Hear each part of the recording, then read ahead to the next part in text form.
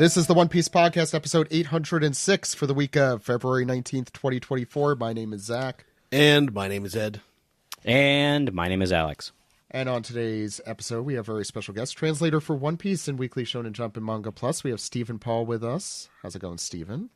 Pretty good. Simba is trying to jump on my lap right now, so he's here too. For those just joining us, Simba is Stephen's cat. My cat. Don't worry. Some random person named Simba is not jumping up on Stephen at this moment. We also there have was plenty of Simba chat last week during the SGS. That's true. We'll get to that. We also have our anime recap host, Sam Leach, with us. How's it going, Sam? Hey, guys. Finished my my Persona now, so I've free time. That's good. And our special guest for today, writer on OPP, One Piece, the live action season 2, actor, YouTuber, lots of other things that I don't. There's not enough time. We have Randy Troy with us. How's it going, Randy? Hey everybody, how we doing today? Good. Randy, welcome to the show. The audio only element of it, I'm sure, different, but so we usually ask new guests, how did you find One Piece? What's your origin story? My origin story is my first introduction to it was in the very early 2000s on a Dragon Ball action figure forum. I saw an avatar for Ace. And then I just commented and was just like, what's that character? What's that? What are they from? And that was probably in 2001 and then I didn't actually get around to checking it out until 2002. And then by the time 2003 rolled around, I know, we're official and everything, but this is the way things were back then or whatever. It's we okay. had fan 2003. Yeah. Yes, it was a long time ago. We were not expecting you to be reading Shonen Jump in 2003. That's unless you're Steven and you could read it. Right. Well, I remember Steven's Raws and the, reading Steven's translations with the Raws. And then I fell in love with the series, so I ended up working for Kaizoku Fansubs for a time. And that was as a teenager. Okay. Okay. Let me stress that I was a teenager. No, I was everything we do as teenagers goes on our permanent records, and we can judge people for that. Yeah. No, but I mean, the point was to, just help get One Piece out to as many people as possible. And with that, also joined Arlong Park. Alex and I were one of the original admins. It's true. Before it was a forum. I didn't know. Yeah, exactly. Oh, yeah. Oh, wow. Yeah, it was just an information site. It was us, Jason Sackle, Aftershock, and Cinder was Robo Blue. Cinder was Blue, there. I remember. think. Yeah. Wow, we're really getting back to it. Jesus. Okay, yeah. only talks from pre-2009 here. We're not talking about anything. No, last 2 decades. People I haven't thought about. No, I know. It's still there. I mean, it went through some hard times recently, I know. If you want to check out what the website used to be, I mean, archive.org is really great for that. Yeah. Yeah, what is it? Got some sort of backtracker website or something. I remember. Yeah, the Wayback Machine. I think people. The Wayback Machine. Yeah. I use it all the time. It's useful. I wish it could actually really move through everything the way it was. It's always just almost a screenshot of what it was back then. Yeah. But I was Randy 1031 back then, and had a little Bellamy avatar.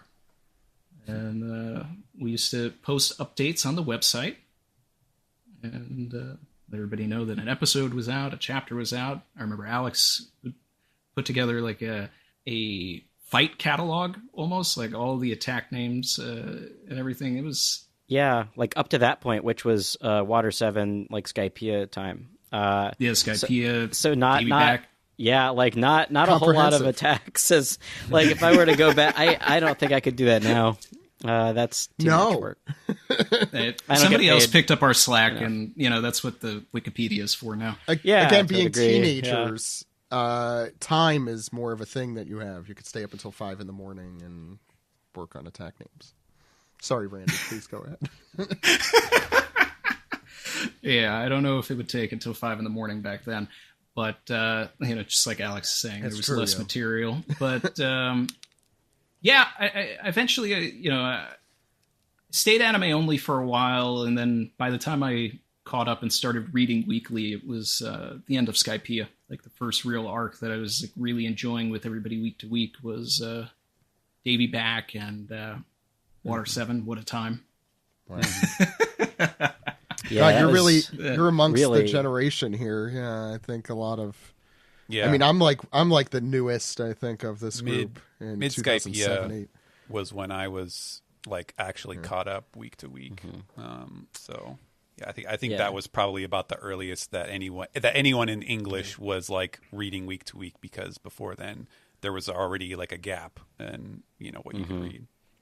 Yeah, I think for me it was the Calgary Norland Flashback.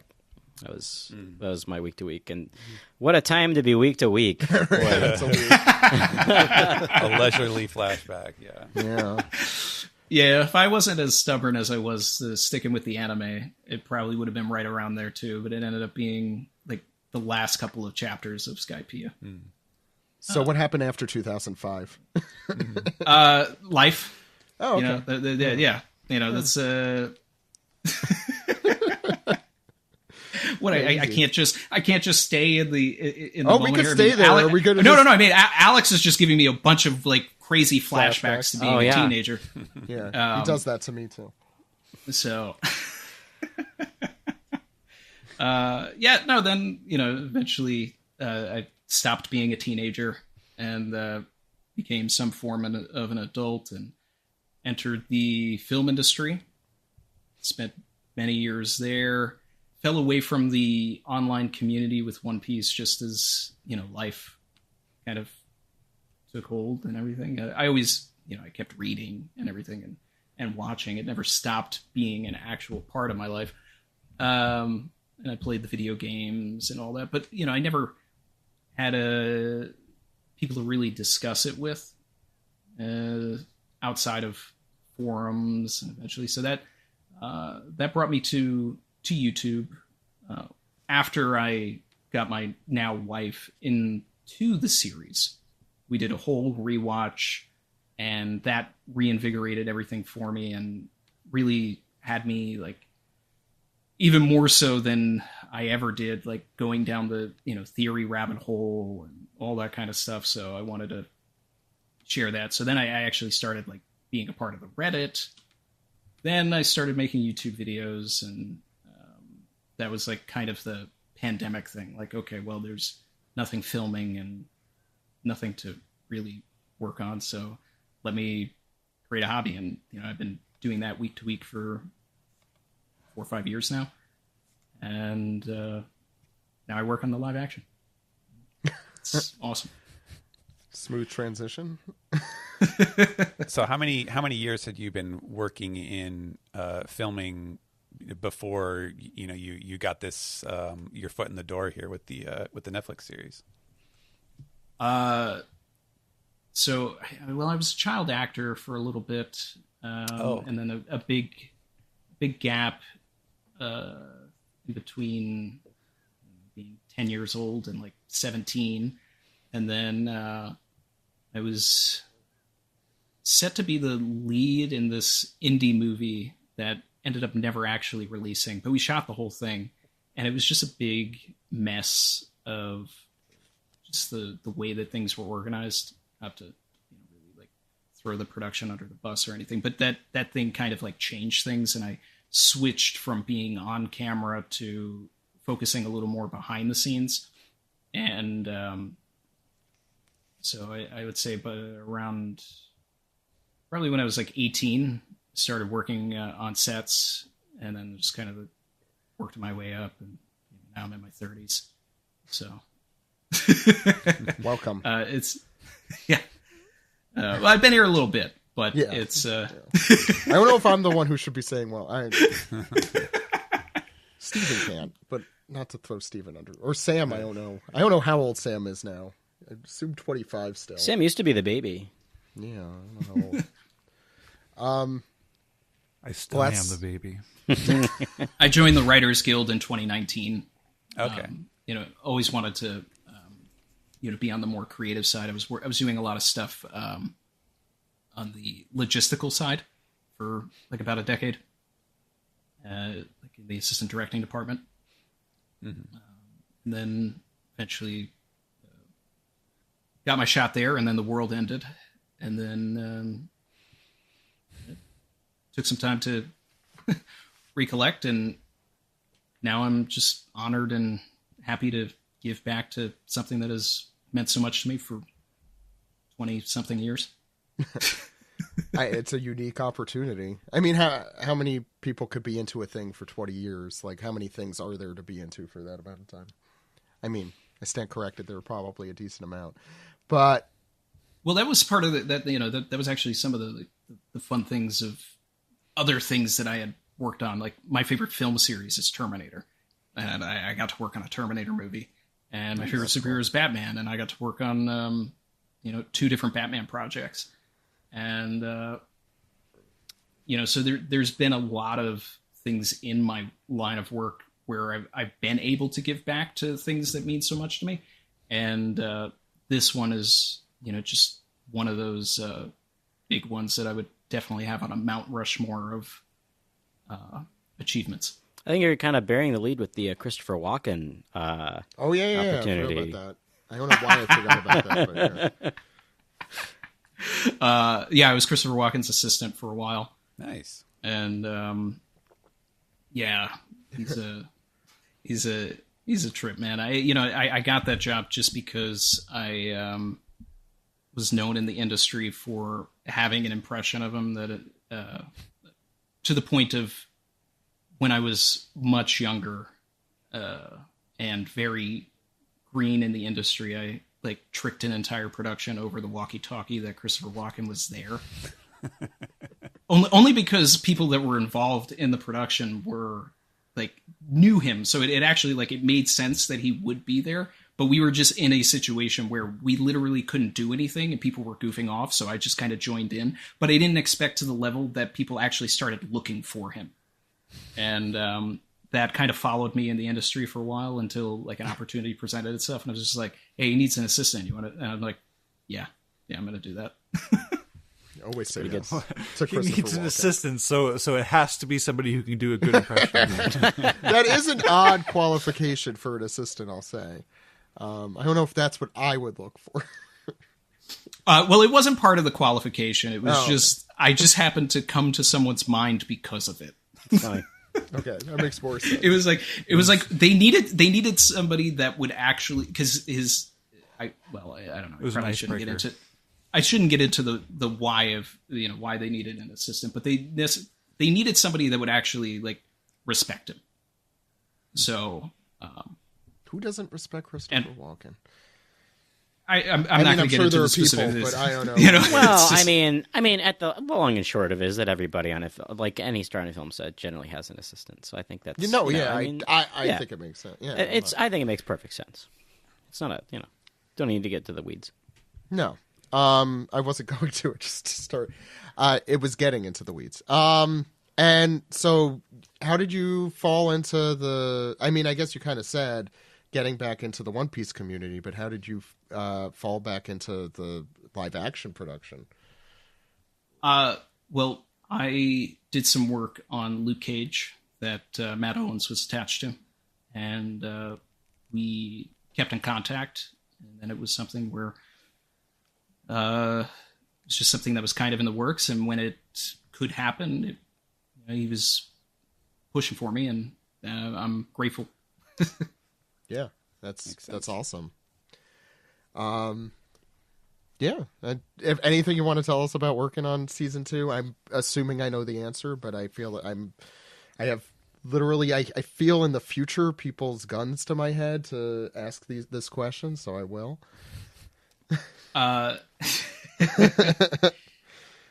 I think that people are going to enjoy what we've got coming. That's a good very answer, bold yeah. statement. Good answer. Good answer. Wow. Okay, breaking news. We'll enjoy One Piece. Okay, got it. Anyway, we ask very hard-hitting questions here, so I need to get to the meat of this. Who is your favorite Straw Hat? Vivi. Okay. Ooh, Oh. bold. Good answer. Wasn't expecting Wow. that. That was a good answer. Well, aside from Vivi, though, currently residing on the Sunny, I think is a Sanji. runner-up. Sanji, yep. All right. Same old Randy. People are like, it's like in the genetic imprint. If you're a Sanji fan, it never really goes away. We have a lot of them here. Who is your favorite non-Straw Hat? Probably a tie between Crocodile and Bellamy. Are you going to say the same thing, Alex, for this one? I mean, yeah. I mean, Alex is here cool. to judge 2003 versus 2024. I mean, I mean, still there is like a Bellamy. I can see the Bellamy behind him. yeah, I was going to say. Yeah, it's pretty dope. Django's still my favorite. Like, That's Straw true. Hat, You so, haven't changed. Either, the old habits die hard, or die hard with a vengeance. I think, or Yes, I think that's whatever. true. The bot that I used to run on Kaizoku fan subs was named Django. Mm. I mean, that was it was fun to see him pretty recently. Yeah, kind of in the corner, right? In the last bit, Yeah. last It's bit, just like, oh, he'll show up in Yeah. a panel every once in a while. With Alex, Full do you Body. think Oda remembers Django? Just like Yeah. generally? Yeah, you know like- why? Because Kazuki Yao exists. The man Yeah, looks. that's- He's like basically modeled after Yao. Like people think Michael Jackson, but no, he's Yao. Look at him. Yeah, it actually made me like, why Frankie? He's Django. What are you doing? Because he was promised. He was like, no, I know, I I know. had a role for it. We know the Yeah, story. yeah. No, I know the story. Who is your favorite antagonist? Which I guess you answered, but you could answer again or differently if you'd like. Crocodile. Okay. You could also add a third person. And what's your favorite story arc? Alabasta. Okay. These are all good answers. Okay. We can't criticize you, I guess. I sense the some. test. I sense some relevancy to like the presumed contents of season 2. Potentially. I mean, like, yeah. But yeah, by the way, Go Randy fishing, is Sam. literally throwing his hands in the air like I cannot answer. I'm that making for the this. obvious assumptions that everybody's making. Well, also Sam. I mean, like I'm us, just making us, a comment. I'm not fishing. Here, let's speculate Us- for the us next old 20 minutes fogies- and see how Randy responds with us his old face. fogies who like cut our teeth in the early 2000s. I think like there's sometimes that it's nostalgic and sometimes something doesn't hit as Alabasta- hard as something like Alabasta or Water 7 or Skypia or some of the earlier things. I mean Alabasta's last time we did an arc ranking, I think that was my number one. It was like number 2, I could check, but Yeah. it was a couple years ago now. But Alabasta is Alabasta. I mean, like, it's fantastic. You can't It go was wrong like the with it. first arc that really felt like an epic, I think, in the series. So it was airtight. I could talk about it. Yeah. Randy, what do you like about Alabasta the most? So, I mean, a lot of it is nostalgia, of course. I mean, I have a better answer than that, but I mean, like it's the arc that really kind of solidified that this world is bigger than we think. It's like I feel like most One Piece fans have like this level of like transcendence as they're watching. Where like obviously the first point is Arlong Park, and then that's when you're like, okay, there's something more to this. Then you get to Alabasta, and it's just like, okay, wow, we're really opening the floodgates. And then you start getting into Water 7 and everything, it's like, okay, this is really, barrel rolling. But the entire, just taking the Alabasta saga as a whole is some of the most fun stories for me. These are things that I still, I constantly go back to, and obviously I've been revisiting much recently, than in the past. But the idea of that sense of adventure, and I'm talking about the entire saga here, but it's just like hopping from island to island, the crew really starting to, just coalesce. You have elements, as not only a Vivi fan, but also a Sanji fan. You have the Mr. Prince That's moments. The Sanji, yeah, You have you have Crocodile, who I don't care what anybody says, he's the best villain in the entire series, and I will challenge any Dofi lover all day. Like that, my man is. Yeah, that's true. I'm there with you. Yeah, Dofi sucks. Sorry. Well, okay, let's not. I wouldn't say that he today. sucks. I wouldn't go there. I look. I like Dofi, but he's not Crocodile. No, and he's trying to be. That's the thing. Crocodile is so leagues beyond every other villain for me, and he hasn't even had a flashback. That's just a testament to what Oda did with that character. And I love the idea of Baroque Works, just this whole secret organization. It really just spoke to everything that I really like in media. And I mean, like Oda, he's always, we're in a sci-fi arc right now, which, is my favorite genre of all time. But just the idea that Oda constantly is shifting and trying different things and basically putting a million different mangas into one thing. Everything that was in Alabasta and that entire saga really worked for me and still works for me. And being, and the nostalgia element of it is really just going through it as slowly as some of us or most of us in this chat would have, compared to someone who's just getting into the series and binging through. It's like, for someone that's just getting into the series, Vivi was a crewmate for maybe 2 days as you binged it. But for a lot of us in the chat, she was a part of the crew for years. So it's this sort of different, I just look at it differently than I feel a lot of newer fans do. And I'm only saying that because sometimes I get hate for liking that character. Croc? Vivi. Oh, Vivi. No, I think back in the day there was a lot of substantiated hatred for Vivi. Maybe a lot in mistranslations and some of that stuff. But I think I agree with everything you said. And I've also noticed and I'm sure you have as well, just being in the One Piece fandom for so long, that people attach to what they kind of join the community in. So for us, that Alabasta through Enies Lobby, I'd say, for a lot of our generation. But there's a lot of the generation who joined right after Dressrosa ended, and they didn't have the week-to-week Dressrosa. And for them, that 100 chapter arc felt like a day or two, as you said. I see Alex rolling his eyes. I'll portray that in audio form here. And for some people, it's going to be Wano, they didn't, and so on and so forth. And that's a really just a cool thing about a fandom existing for 2.5 decades plus. It's pretty nuts. But I'm glad that it's cool that you're working on the stuff that you really love, and the stuff that generally, certainly, but particularly in One Piece.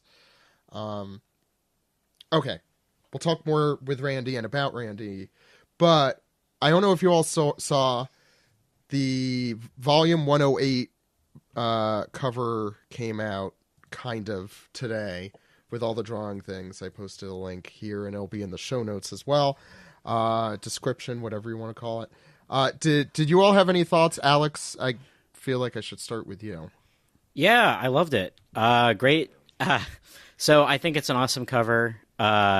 It's really awesome to see Kizaru really prominently on this thing, and yeah, it's a gorgeous looking cover. I can't wait to see like what's going to look like full color.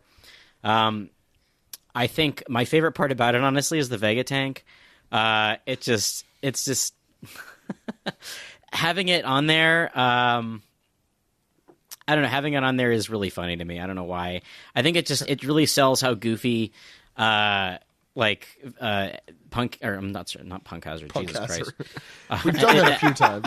Yeah, Punk Hazard 2.0. Yeah, how Egghead has been. It really highlights the goofiness of it, as well as the sort of melodrama that's unfolding with Kizaru and Bonnie and Santomaru's on the cover too. Vegapunk's hunched over the wheel like a real old man driving. Yeah, it's good. I've actually am curious if Oda took a cue from Ishitani in the latest opening, because that Sentomaru staring at Kizaru's power is very similar to that one portion of the opening when he's a kid, but still, it I don't know, I immediately thought of that when I saw that. I like that the cover, it feels simple, even though there are a dozen characters in it. Yeah, it feels restrained somehow. Yeah. Well, the Vega tank almost seems like one character, right? So yeah. I think that sort of lends a really good. Yeah, I think we were talking in the chat earlier about how it was missing Kuma, but I guess the Kuma stuff doesn't start until maybe 2 chapters after this. Yeah, well, I think the very end of this volume should be the Kuma stuff. 3 or 4 chapters. Shouldn't this get to 1100 this volume? So I think we start at 1092. Yeah, I think it will. I think it gets just to 1100. 1089. 1089 will be the start. So that could I think end they're doing right 12, on 1100. 11 to 12 chapters a volume now. Yeah, he's had a lot of shorter chapters, so he's probably squeezing more chapters in per volume. So I think there's a couple chapters in the next one from the flashback, right? I think it's 1102. Yeah. I need to. Yeah, it'll end in the middle of the flashback. Yeah. There'll be. I need to see what the cliffhanger. Yeah, I do miss Kuma on it. Me too. Yeah. I hope. I hope he has a really good one for the next volume with Kuma on the front. And Saturn. I'd like because you could see that he had a plan for Saturn on there. And Kuma, he had the paw. Yeah, the paw thing in the background. I'm a little upset he didn't do that. He wouldn't have room for such a big Kizaru. And look at his face. That's true. It also would maybe this one's for the another Kizaru fans. Yeah, artistically, I think it would also be maybe another competing element. It's a shame Joey's not on the podcast for a lot of reasons tonight. But hearing his thoughts about this would be great too, because Joey is Kizaru fan numero uno. It's funny because Kizaru is. Go ahead, Randy. I was just going to say the Kizaru is cool, but it's the exact same pose from Marineford. It's just a copy and paste from him and Marineford. Is it? Was there a volume cover with him doing that though? That's just always Luffy has the mast and he's facing against the 3 admirals. Right. But he's not doing. I think they're just standing there in that one, right? I'm trying to remember. No, I think he's doing his attack pose there. But that's his classic attack pose. I'm not. It is his classic. Yeah. Fault him for that. Yeah. Looking forward Any to seeing other the thoughts? I was going to say we should clarify we're reacting to the process video, but we have not seen the finalized version. They usually wait a couple days before they show off what the finished cover will be. I was just thinking to find out what Kizaru's hair color is going to be. Oh yeah, that's exciting. It was funny because last night, literally before I went to bed, I was thinking to myself I think the next volume comes out first week of March, so we'll probably see that image any day now. And then literally when I woke up, it was oh, there it is. I was thinking that the other day too. I'm I feel like we're due for that soon. The funny thing is, volume 106 might be one of my favorite covers ever. That's the one with the Straw Hats in Egghead doing the cool power move thing. Flying through Flying through. Yeah. 107 I really did not like. I mean, it like had cool Kinda elements, stiff.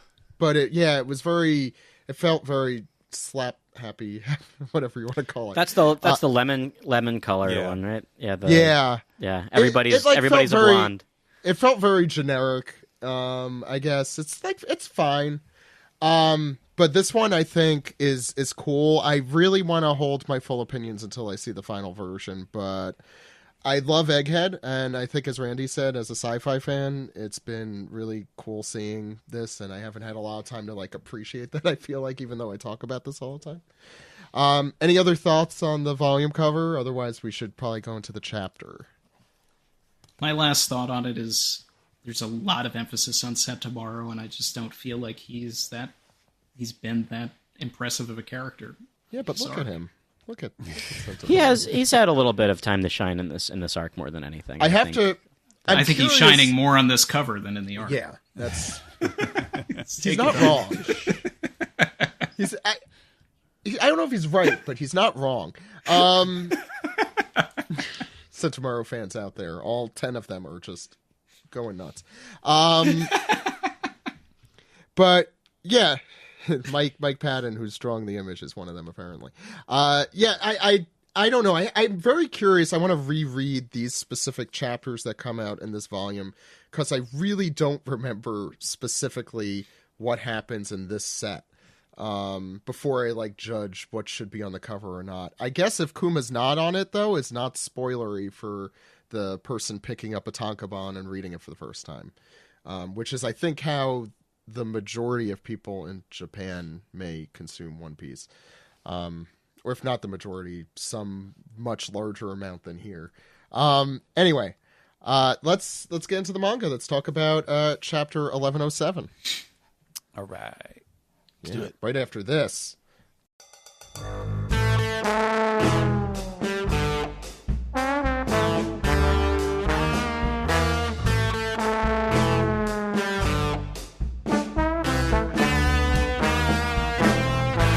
This is the manga recap for chapter 1107. I've been looking for you, Ed. What's going on the cover Hi. page? Well, it's a reader request for Beppo pouting after finding Law napping with a snow leopard. That dirty tramp. But yeah, he's about to pour some boiling hot tea directly into the snow leopard's mouth. Is Law drunk on vodka? Is that what's happening there? Because They I showed a didn't. bottle. It's a big vodka bottle. I just zoomed in, and it does say vodka. I didn't look at that until just now. So was the funnel already in the leopard's mouth, or No, I think he put it in there. put it Maybe. in Is he also gonna bash him over the head with a the branded merchandise? mouth? Yeah. a Yeah. Lawsville slugger? Is that what It- that look, is? if you're gonna- Lawsville slugger, I guess that's what you'd. if you're gonna bash the head of a snow leopard, do it with a branded bat. I think That's Beppo's because, jealous, though. and he's about to commit murder.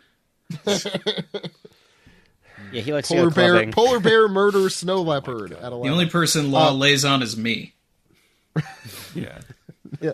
That seems What to is be he the implication specifically here. jealous of? Yeah, that's the question. I'm Law Beppo shippers, who I'm sure exist, would be happy at Beppo's emotional take here. It's like Law walking out of Maison Derriere with the yes, with tea the, kettle. no, with the thing over his eyes. It's Oh, Beppo this is going, Simpsons reference. Law, yeah. Took me a second. Oh, Bonnie. The funny thing about this is that we've actually seen, and I really think that is the implication, because we've seen Law lay on Beppo. Yeah. Oh yeah, Like when we catch up did, with I them right forgot. before the time skip, like Law's laying on the submarine and he's like this and he's leaning on Beppo. So it's like that's what he's doing. He's saying so this. the snow leopard is his image animal, right? Like that's Yeah. That's right. Yeah, everyone needs to know that, which is why let's get the important facts out here. How soon will it take the Mugiwara store to sell these bats? Is my second question. And the vodka. Return of more the yaoi importantly. paddle, the law bat. It's the law bat. Yeah, the yaoi paddle and the law bat. That's the combo there. Don't go to that convention. You could, by the way, you can read this chapter, all chapters, as soon as they come out at shonenjump.viz.com and mangaplus.shueisha.co.jp. Translated by Steven. What's going on the first page, Alex? Oh, yeah. Sorry I had taken a back seat this week on first page. Well, we left off last time with our very favorite giants. The Giant Pirates Captain Brogy, a.k.a. the Red Ogre, and Giant Pirates Captain Dory, the Blue Ogre. But by the way, before you start getting into the voices, yeah. please listen to the SGS from last week with Stephen and Greg. Yeah, it's great. It's a specifically good one because I never noticed that their facial hair was modeled after their weapons. I know, very cool. I had axe beard and the sword beard. I'm upset they didn't call them sword beard and axe beard, like the elders as you mentioned. We don't know their last names. Have they been assigned like colors like this before? Yes. Yeah. When they first show up. Yeah, that's a Japanese like story thing. The Red Ogre and the Blue Ogre. I'm one of the few people who really love Little Garden, especially in retrospect after having gone through it. And so I think definitely worth a reread here. And also season 2, I think, is coming out, and I'm sure that might be in there. Maybe. One Piece. Netflix, that one. There's a lot of One Pieces. There's the One Piece also coming out. Anyway. Someday. Yeah. So here they are. They're Dory and Brogy. We love them to death. I love them. Great. Yeah, so they're calling out to their subordinates. Here's Brogy. He goes, Oimo, Kashi! And Dory says, fan out with your soldiers and destroy the enemy ships. Watch out for their cannons. Oh, yeah. And as we heard, Oimo and Kashi are both here.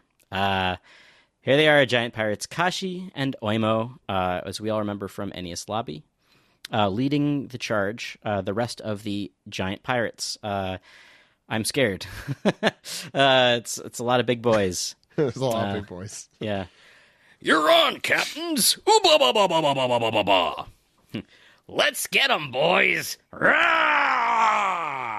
And we have a gigantic 2-page spread here of the giant pirate crew. I love this font that's being used here. Are you serious or not? I can't tell. I mean, it's kind of fun. It's Modge Podgy. I'm also Very not Jungle noticed it was- Cruise. yeah. I barely saw that it was there. It's very Jungle Cruise, and anybody who's ever been on Jungle Cruise with me knows it's the best ride at Disneyland. Why does Kashi get it like his own unique font? Yeah. Why is he from Star Trek? No, yeah, that's the tsunami. is. That's either the tsunami fart. The Fart. tsunami font. the tsunami Brain fart fart. is what, yeah. The tsunami font or the next generation font. Looks That Blade is Runner-y. what that is. Yeah, Yeah, there that you too. go. Yeah, I was gonna say like Terminator or something. Well, they're all, in that regard, then they're all, running Yeah, they towards... all have the same one except Running Kashi. towards- That's so weird. Hank. running towards the battle, hoping to fall in it and eventually go to Stovacor. That's so. Thank you And for they, that, yeah, Sis. you're welcome. You're welcome. So we have this really great double page spread. I forgot for a moment that outside of the lab, Egghead is largely a tropical island. And No, we it's see- actually it's a winter island, but it makes no sense. I'm not going to really think about this too much. There's AC. There's AC in parts of the lab Or of the island. Yeah. Heater. Whatever Yeah. it is. So, anyways, we get these. We see how giant these palm trees are, and this is a great. This is a great image for scale. We can sort of see their ship. There's too many giants piling out of it in order for us to fully grasp its design, but we can see sort of how big it is because it's dwarfing this marine ship, and I'm loving all the little naval soldiers just sort of falling off of it, and we see, yeah, they're Dory and Brogy are leading the charge. I just love how evocative this 2-page spread is of Alex, just Vikings having a good time. It reminds me of Where the Wild Things Are. Yeah, Yeah. with the setting and how they're sort of positioned and The everything. way they're walking. Yeah. I have that upstairs. I should take a look. I don't. I do love that. Yeah. Has anyone done any searching to see if, other than Oimo and Kashi, these other guys, we've seen them like either in like the Big Mom flashback or anything? Yeah, we know a lot of their names. I know. I just don't remember because we they're had the probably. Covers. Well, no, those are Hyridin's pirates that we know more of. That's true. The new giant pirates. Gerd and Goldberg. Yeah. Yeah, these are the OGs, I believe. The ones that wreaked havoc 100 years ago. So as they lead the charge, it looks like Dory and Brogy have their. I'm assuming these are new still weapons. the same. Maybe new weapons. As Ed pointed out last time, the legendarily named Terry Sword and Bruiser Axe, named after Terry Funk, and who's the other wrestler? Well, he's Bruiser Brody. Bruiser Brody. So it's his name and the weapon's name. That's right. Love it. So we have a little loudspeaker exposition from the Navy. Where have they been all these years? The giant pirates, just as we once knew them. Leading into battle are Brogy the Red Ogre and Dory the Blue Ogre. Their one-time comrades are with them too. What are they all doing here now? Love this random guy just yelling this out. Yeah. Who knows who it is? Could literally be anyone. I do like. First of all, how the hell did they remember Dory and Brogy, this random person? The wanted posters have been around for a while, right? Yeah, but who has that off the top of their head? If you're just some random marine schmuck, if they have been moving in recent memories, then maybe they've been leaving behind some stories. Or nerds. Maybe they're just huge nerds. I'm Vice Admiral Nerd, sir. Yeah, I read the manga. Steve Yurko over there, Vice Admiral. Anyway, Ed. All right, so yes, the giant pirates have made landfall, and they crash into one of the Navy ships and basically chop it down. Crash is a gentle way to put that. Yeah. Hurry, drive off the giants! And well, that's not going to happen. But back up by the Labophase. Wait! I want to point out that I love the bearded giant all the way on the left. That's my spirit animal. Right there. I don't know his name or who he is. Cheering. Looks like he's wearing a spirit animal. He probably is. It's the whole Viking thing. I love the Viking thing. I'm very excited for Elbaf when we get there. Go ahead. It'll be within the next 10 chapters. Yeah, maybe. Usopp and Nami and Chopper looking down on the scene. Usopp with his binoculars, he sees in his crosshairs, he sees the Masters! And he's taken aback to see the giants again. What are they doing here? Master Brogy, Master Dory. Momo and Kashi are here too. And Nami chimes in. They must have gone to get the captains at Little Garden. And Chopper's excited to see Oimo and Kashi because he's never met Dory and Brogy before. I forgot about that. Yeah. And Usopp he's so relieved. He's in tears. I'm glad they did. I was afraid that we'd go all the way to Elbaf and not get to see them. So at this point we break for a giant pirates refresher featuring small bean versions of Oimo, Kashi, Dory, Brogy, and Nami, Usopp, Luffy, and an extremely small Vivi with the. They're very. And Usopp knows. I was gonna say, yeah. Thank you. I'm glad someone said that. A little Tontada nose, yeah. Oh yeah, that's what it is. It's a Tontada nose. Yeah. When you get shrunken down in a memory, you become a Tontada. So they all speak like that. Or compared to a giant, everybody's a Tontada. That's a good point. Everybody talks like a baby. That's how they. I think it's kind of neat. Just this character design wise, like Oimo and Kashi don't have beards, so that in an image like this, they distinctly feel like the underlings almost. Yeah. And they're not real men. They feel younger. They feel Yeah, they're only like 150, right? They're not just like more big burly Vikings like the rest. There's only like 4 years of difference between them. I think somewhere around there. Whoa, I didn't know that Kashi shared my birthday. That's cool. I was just seeing how old they were. 156 56. Kashi. So I assume Oimu is similar. I So love the way youngins. that this little refresher here mentions, like, they met and befriended their subordinates, Oimo and Kashi, on another island. You know, it doesn't really matter where. that was Eni's lobby. But just sort of recaps the history of the Straw Hats and the Giants.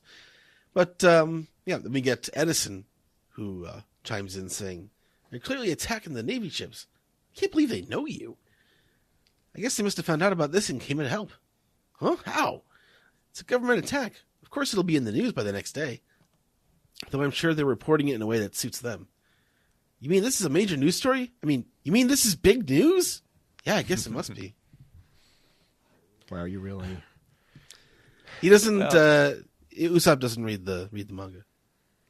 Yeah, well, I mean, in We know his that. defense, like, they have no idea what's I being know. reported to the outside world. So I just to add, I think Randy did say this, but Dory and Brogy are 160 and Oimo and Kashi are 153 and 156 respectively. So that they're really kind of the same age. I mean, in giant terms, certainly.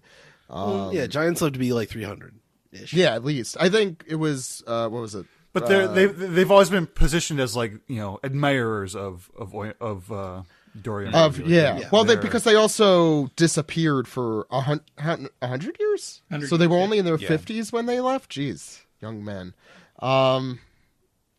Yeah, I don't know. Anyway, what is a 50-year-old giant like? I don't know. Not middle-aged, I'll say that. Sam. And we've got Usopp, you know, still kind of crying tears of joy. They're not here to wage war. They're here to break us out of here. Hurry up and get ready to leave. This moment is really nice, I want to just say. Just the Usopp and the Giants. Trying to... Long so what time are we coming. looking at here? Where's the Sunny? Sunny is... Oh, is that It's- Nami? Let's Somewhere slide else. and away. Sliding down the Yeah. ice there. Yeah.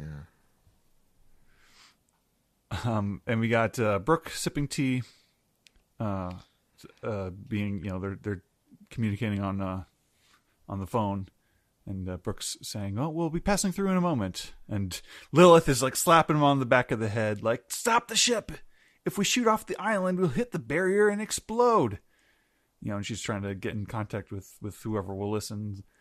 "Hello, it's me, Lilith. Listen up. This bonehead didn't have a plan to stop, so." Good pun. Like, yeah. I assume that's an Oda pun, anyway.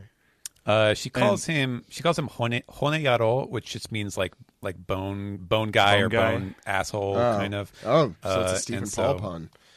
Well, kind of. I mean, it was already, you know, the element was already there. So I mean, why wouldn't Lilith make a skull joke? yeah, Everyone should make a skull everyone joke. gets the right. Yeah, everyone has the right to make skull jokes. It's a free country. Here, sorry, Sam, go ahead. And we got Jinbei making moves elsewhere.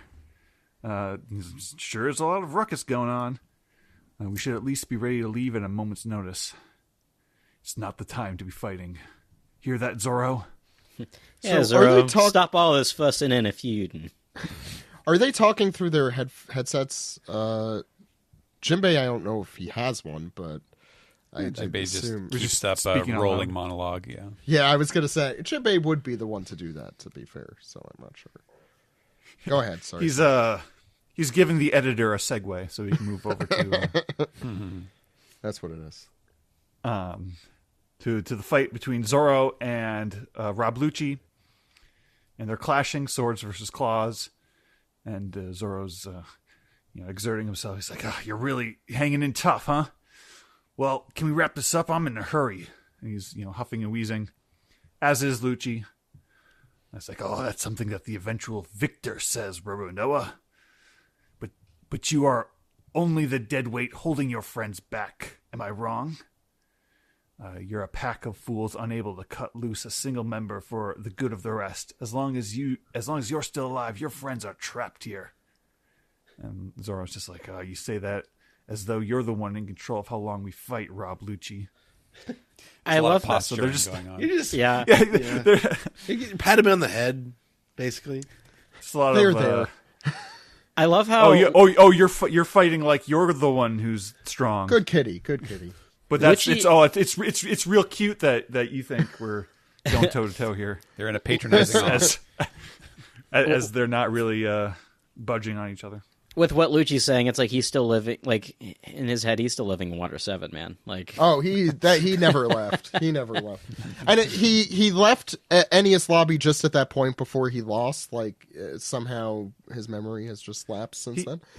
He almost got humbled, and then he got promoted. He never got humbled. hey, you lost. Guess what? Now you get to, now you get to make $25,000 more, and we add a 2 to your title.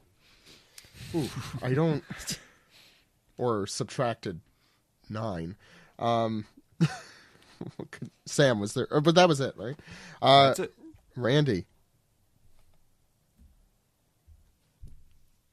All right. So we've got the pacifistas shooting from the shoreline, and we've got some fodder marines yelling and checking in. What are the ship damages so far? We've lost about 30 small and mid-sized ships, and the numbers are really rising.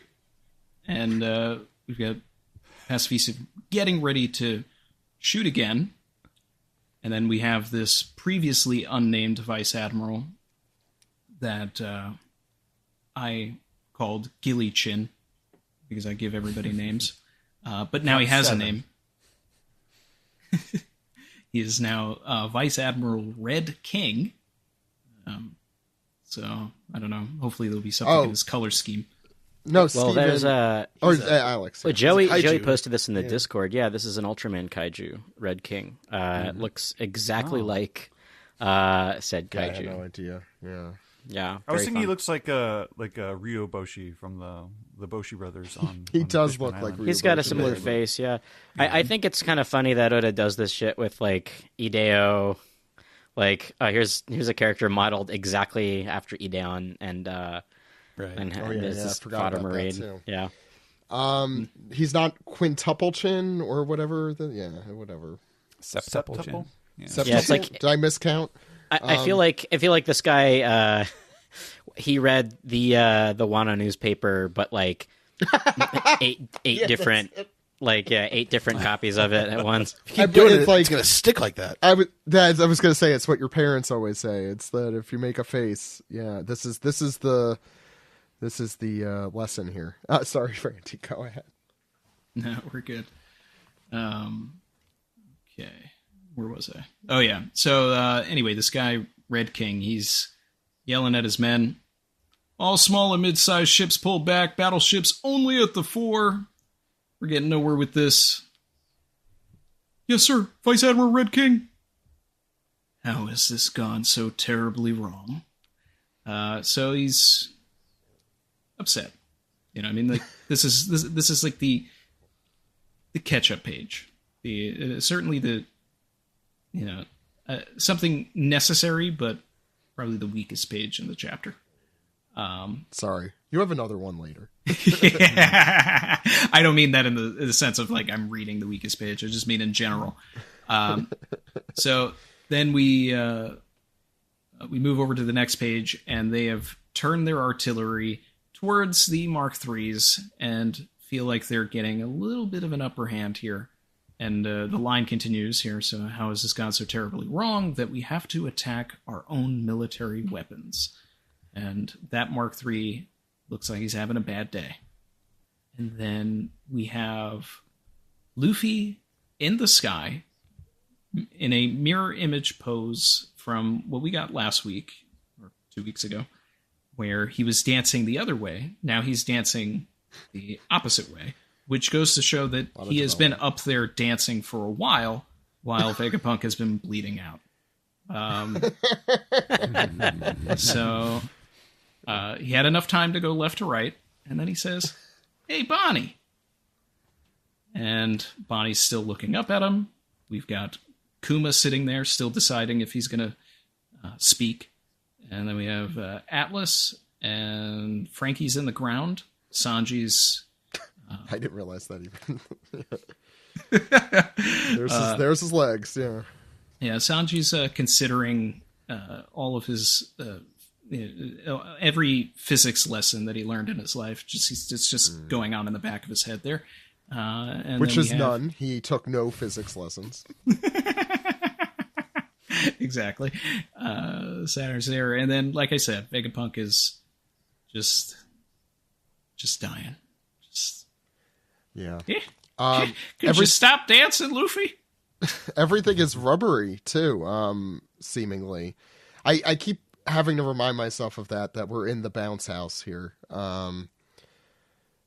Steven. Luffy is pointing all 4 of his limbs in different directions. So he's kind of, Luffy in the sky as a diamond. I don't know if we made that joke yet. The face I'm giving you right now is not translating with audio. As you continue to type potential episode title. No, we have definitely called an episode Luffy in the Sky with Diamonds. There's no way we have not done that. Like in 2010, probably. I don't know. Yeah, that sounds about right. Yeah, I could check. Quite possible. Yeah. So on the next spread, Luffy is looking down. We get a nice close-up at his smiling face, and he is asking Bonnie, "Why are you crying?" And she's still kind of making that upward, all the tears and the snot are still running. She says, "Of course I'm crying, idiot. I've been looking for you." By the way, important, I have to cut in here. We called... episode 183 of our show was called Luffy in the Sky with Sausage. So I guess we could still use it's picture. It was when Chopper was like thinking of the whole crew before the time skip, and there's just a picture of Luffy with a giant thing of sausage coming out of his mouth. Luffy watching Freddy Got Fingered. Yeah, that's it. Chopper, would you like some sausage? Chopper, would you like some sausages? See, good episode title, even many, many years later. Sorry, go ahead, Stephen. I hated to interrupt that important moment. So yes, Bonnie has been looking for Luffy, title line, or at least one of them. And Luffy is he's doing his like chill, like kickback pose here, where he's just kind of kicking his legs out, got his hands behind his head. And he's like, "Huh? But we've been together this whole time." And she says, "I know, but I didn't know that you were Nika." And great line from Luffy. He's just like, "Nika? What's Nika?" As if to point out that a lot of the Luffy as the figure of destiny, as though he knows exactly what he's doing, and is assuming this mantle mindfully is not really the case. Luffy doesn't know what all these legends are. He's just being Luffy. And he says, "By the way, I saw that wimpy punch you threw," referring to the Nika-like future that she did. I don't know. I love that line. Mm-hmm. And she's like, "I wanted to hit him with a rubber punch like yours. Show me how to do it. Pound him for Vegapunk right now. Help us get off this island." And she, a lot of commands there. Yeah, jabs an accusing finger at Saturn, who is biding his time over in the rubble. What is he doing there? Luffy has noticed Vegapunk on the ground, and he's going, "What, Vegapunk?" And he's, you can tell his reaction because his eyes are popping out, looking at Vegapunk down in the bottom corner. By the way, this goes to Randy's point earlier. He was not just jumping for the sake of Vegapunk bleeding on the ground. He didn't know.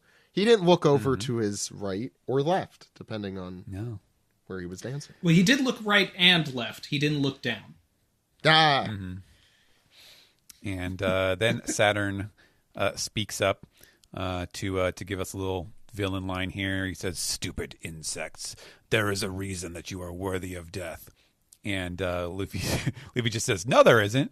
Which is the best kind of rebuttal is just, no, it isn't. No, he didn't. That's the perfect line for a villain. All right, beware the Ides of March. No. And so he says, "Okay, Bonnie, I'll do that." And then he starts winding like the both up. guy. Yeah, we can have both. Why not both? Yeah, that's Luffy here. And he starts winding up his punch, which you do by circling your arm many times, as you do. And he says, "From now on, throw your punches like this." And then we get another little kind of slightly mysterious sequence of panels here where Saturn does a like he does some kind of little like force throw here, force beam, and it whacks Luffy somehow. Something hits Luffy. He feels an impact, and he goes, "Arr!" And bleeds out a little there. Yeah, you get the little blood from the mouth and stuff. But he continues, "You hurt my friend. Gum gum, Don Gatling." And Add this to the list, Alex. Yeah, update the site. Yeah, he did it with a Don. And it's the classic Gatling, only in Gear 5 form here. And yeah, he is just giving it to Saturn, pounding him with his giant hockey fists. I do want to note, since I can't speak highly enough of the SGS from last week, the Dawn and Doan thing, there are so many interesting aspects to the word Dawn in these attacks, and what Oda might have been thinking or not. We go to the next page, as there goes Saturn. Bonnie's thrilled. Kuma might have an emotion, but might not, because we don't know if he's a robot or not. Vegapunk, tongue still sticking out, maybe dead, probably not, because we see him talk later. And over this all, you have the dut dut dut dut dut dut, or whatever, however the drum beat goes, which I think. That's just punchy. fist. Yeah, that's punchy sounds. Those are punchy sounds. Yeah, like if you go back It's to the panels, same- da da da da da da da. Yeah. Oh, I like mine better. Anyway, you Very see, rhythmic punching. yeah, I was, the only reason I was thinking that is because it's over Kuma and Bonnie there, and it feels like a very poetic moment, if that's what it's supposed to mirror, and maybe it is, or maybe I'm just making things up. And here you have Luffy. I love this kind of like this. He's still doing like the wind up thing almost with his gear 5.3 or whatever punch going on there, and you see Saturn wham into one of the buildings, actually Bakum into one of the buildings. And meanwhile, Frankie has gotten up from his rest in the ground, and explains that they gotta move, get away on their own. And Bonnie is over Vegapunk's body. Atlas, meanwhile, explains the hover function, for those who don't recall, that they could fly low altitude within the island. And everyone's saying, "Come on, let's go, Vegapunk." And Vegapunk says, "No, you go on ahead, Bonnie. I've been to medical school. If there's one thing I learned, is that I'm about to die if I move anywhere." And everyone's shocked by that. That's such a Killian Anteater moment. It is, for those who have listened to our RPG. For the three people. If only there was a The three doctor people. around. Yeah, but there isn't. Isn't he a doctor? Anyway, Vegapunk, Kizaru explains that you don't have to worry about your medical state if I murder you now, and just tells him to accept his fate. Kizaru closes his eyes, moment of potentially conscience, as he shoots a 12-year-old girl and an old man with a beam, and then here he comes with the power of love. It's Sanji. There it is. Sanji being cool. Sanji fans having a moment here with a Pam. That's an interesting sound effect, actually. Is that like a... Is that supposed to be like a metallic, or... It's very percussive. Like it's that kind of slap. The Pam, the P, the plosive P there is very strong. So I'm not sure, exactly what to take away from that. It is hitting his boot there, presumably, but it's a cool sound effect for this effect. I mean, I think we're all assuming this has something to do with his eyebrow changes direction again, right? I need to look back at his eyebrow directional. I should have done that forgot first. about Oh, there it is. Yeah. Yeah, so I assume this has to do with the Sanji thing that we've been talking about for the whole arc, but it only comes up every so often, so we always forget about it. Sanji is really into cooking, so it makes sense that Pam would be the sound effect. There it is. But I mean, true That's a cooks good one. use That's a use good butter. I mean, real cooks use butter. I can't believe he's not Sanji. That's Is that like a sweat mark that's like also like kind of making a loop too? Where? In his eyebrow? Oh, Oh yeah, I think that's just sweat though. I mean, that's sweat. Yeah, that's sweat. not that I'm thinking about. Yeah, don't think too much. Don't be a One Piece fan and think too much about something that has no opinion, no matter. Anyway, my favorite face and maybe all of One Piece is in this little panel, as Kizaru has an emotion beyond bewilderment or whatever I feel the hell like his normal one bewilderment's is. the one. Yeah, that's no. This isn't bewilderment. This is shock. This is this is a truly different emotion coming from Kizaru. But oh my god, I can't even describe my love for this panel or the panel itself, which is what I'm supposed to be doing here and yet failing. Yeah, Kizaru's shocked. Frankie also shocked, but in a more in character way. As that was a laser beam. You can't kick a laser beam. If there's one thing I know about laser beams, you can't kick them. And Sanji explains love is stronger than light.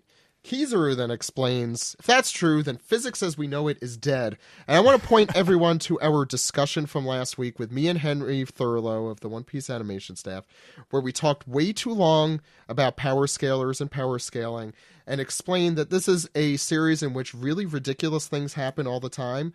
I mean, there's a spider demon guy next to you.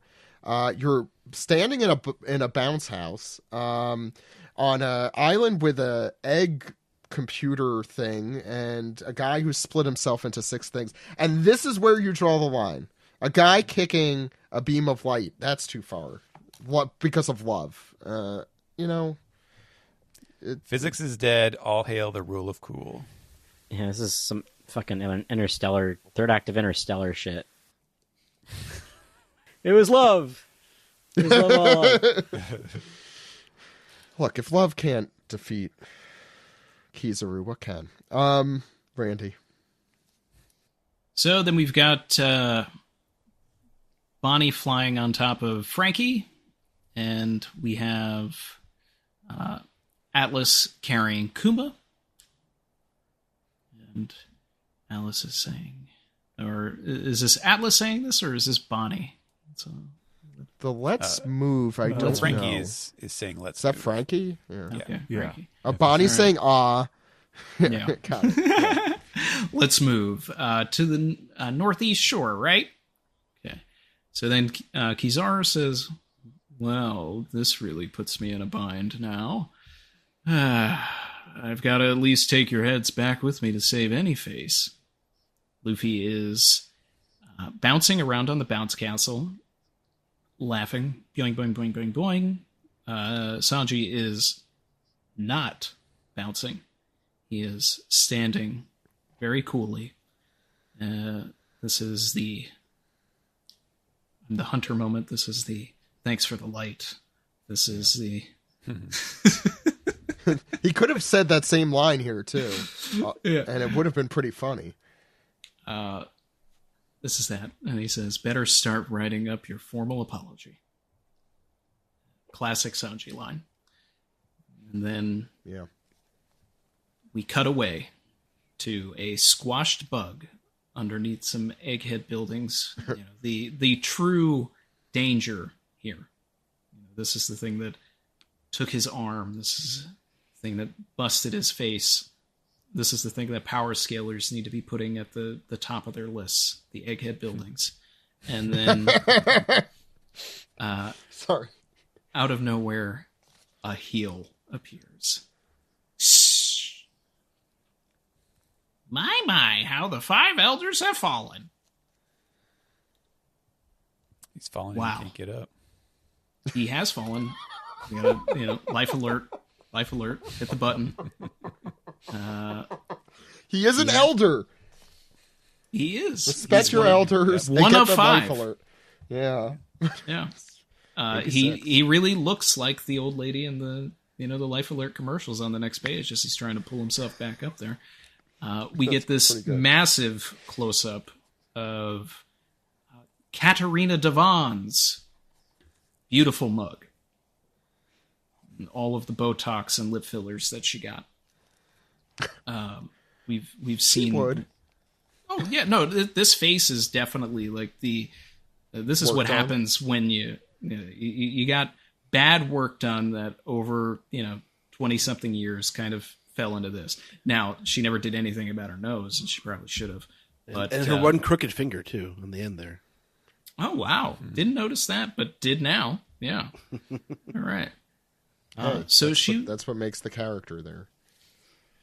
So she walks over to Saturn here. What kind of powers are these? I wonder. However that laugh is supposed to be done. I've never heard of the 5 elders coming down to the real world from their lofty perch. But it's helped us quite a bit. There. Mission complete. And she touches Saturn. Oh, shit. She touches him. Yeah, by the way, I hate to admit this right away. I thought she was just touching like a puffball on her shirt at first. It's that these panels are very difficult. Like these particular panels are super difficult to follow, in my opinion. It's the thing that he does with the big character in front of a bunch of other panels always messes me up a little bit. That is, I'm just gonna. I need to admit that, and I'll let the internet yell at me. So I'll be first with her. Dog fruit mythical type model 9-tailed fox Katarina Devon by touching Saturn and having the mythical version of essentially Mr. Two's fruit should in theory be able to now transform into one of the 5 elders and everything that comes along with that. Like I get that she would be formidable because of this. But I cannot imagine her being able to act her way through to marry Joa successfully. Like, she doesn't really seem like... I mean, we have an actual actor here, so we could ask. But she does not seem like the kind of person who could put... We know so little about her, I guess. But she doesn't seem like the kind of person who could put on, like, that new kind of personality. She's such a larger-than-life, literal character. She fooled Moria. She's got to have like a smidge more tact than like Mr. 2. I think that as long as she's able to fool Goons, in order to get up to where the 5 elders are, I think that's enough. Well, I guess the question is she going to try and mingle with the 5 elders? We should definitely talk about this after the chapter. Yeah, that's why I was gonna say I was gonna do it later. Yeah. We'll save that. All right, so Saturn says, what are you people doing here? We get some Oda boxes, still with no bounties, which, it feels like this would have been a nice opportunity for some bounties, but hey, whatever. And then we have Augur, 3rd ship captain of the Blackbeard Pirates, warp fruit. So it was not... I thought Lafitte would be here with her, but it was Augur. They were able to warp through the Labophase. Katarina Devon, Saturn says, I must admit, I did not expect to see the savages from level 6 submitting to another leash. Another's leash. Haha. Oh. Teach is special. What does that mean? Sam, what does that mean? That's what Mommy said all the time. Well, Blackbeard, don't worry, you're special. Saturn concedes that Teach is special, as is his bloodline. And Devon is saying, oh, so you're aware of that. And Saturn's saying, you people are always up to strange business. What are you really after? And then after a brief pause, Devon and Augur have this super cool panel where Augur's saying, the world. And I'm sure like everybody's made the Zawarudo joke. As they should. Augur got tired. He was standing there for too many seconds. He had to sit down. He's not saying it in English in the Japanese version. No. He just says that. Oh, that's disappointing. And like not even with any like usually there's like when somebody's like noticing that somebody's about to do something, there's like that little flicker effect. But like Augur's just like super chill, super calm as Saturn's about to like go in for the stab, and then pop, they're gone. That's a really cool character acting or a character drawing, however you want to call it, in this moment. This whole page here. Yeah, like I like when you can just like kind of feel the calmness of a scene because there's like no other like the effects that you would normally see in here. And Saturn's got a lot of like ellipses going on. He didn't seem like he really believed he had a chance at catching him, so he's just sort of mulling over his thoughts now and growing angry with a grrg. It's like when like you're looking at the fly on the wall and you're like, I'm gonna get him. No, yeah, that is what it is. And you smack it, but the fly's gone. And, yeah, it's because you hesitated that you failed. That's with flies happens all the time. Yeah, Sam, go ahead. And yeah, so we're transitioning. We're now like slightly away, but we're still on the same island. As Alger's like, all right, let's head out. And Devon is saying, oh, but we're still on the island. Couldn't you have warped us further away? And Alger's just like, I'm still training. And then this is when a certain somebody appears, going, whoa, whoa, please wait. I can't believe I finally met you here. Supersonic Van Alger, Crescent Moon Hunter Katarina Devon. My name is Caribou, just a humble pirate at your service. I've been looking for you folks. See, there's a certain someone who inspired me to go out to sea in the first place. My lifelong dream is to be one of Master Blackbeard Teach's goons. Please, you gotta help me. You gotta let me see him in person. I'm begging ya. And he's, begging and crying. Sam, how could you like this character? I mean, even before this, explain yourself. How do I want to spin this? Yeah, no, I have brought you on here. I want everyone to know that, Sam, you've been on the show since around Fishman Island, right? Like since we first saw Caribou. I haven't been on the show that long, but I've been I guess a soft Caribou defender from soft. Any Caribou defender is a bad Caribou. I mean, like whatever. Let's be real here. Caribou is Caesar Clown's understudy for me. He's just so wet, Zach. You can't. Okay. Yeah, wet. Take you off of this show. God, it's so gross. Moisture coming out of everywhere. Just a damp man. Moist. He's very moist. He's just he's angling to be a goon. I'm looking now. We've lost all of our listeners. No one is listening anymore. Goons. Hired goons. He's goon dabba dee dabba die. Before we get into the discussion, Steven, thank you for using the word goon. Oh yeah. Yes. Yeah. It's funny because like I only found out recently about like that there's a relatively new slang meaning for goon. Gooning. Yeah, and I Can you tell me about it? Pretend I didn't know what you're talking about. I just think it's fun to call dudes goons. Apparently, I've had Vero explain it to me a couple times, and I'm still not confident that I. Can you try, Stephen? It's a. I think it's just a fancy word for edging. Is Caribou on like something awful forums or something? It's a self-pleasuring thing that people do. Actually, I would. Can I go back to not knowing what it is? Yeah. Well, okay. Yeah. But don't ask questions you don't want the answer to. And then specifically within the context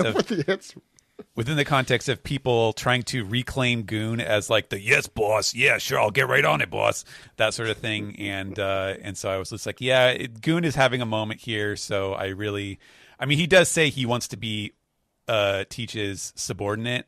Basically, so the meaning is still the same, but I was just like, this is a good place to put in goon. One step below hired goon. He's volunteer goon.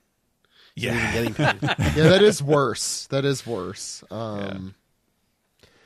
Wow, I have a lot to say about that, but I'm sure we'll get there. Let's go through thoughts about this chapter. There is no break next week, which makes me happy, and so at least there's some good news here.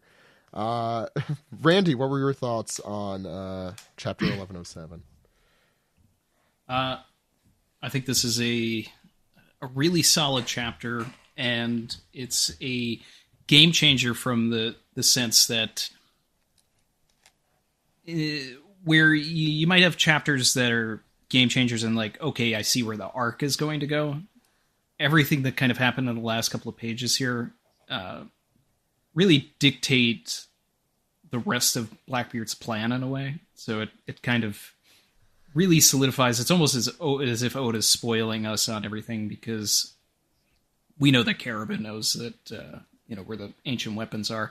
Not that we've ever seen Blackbeard actually discuss any sort of desire for the ancient weapons in particular, but since he'll have them, he'll be able to go and get them. So that means that over the next several months or even a couple of years here, we may see Augur warping around to Wano and Fishman Island, and warping Devon to Marijoa to kind of complete the next phases of his plan.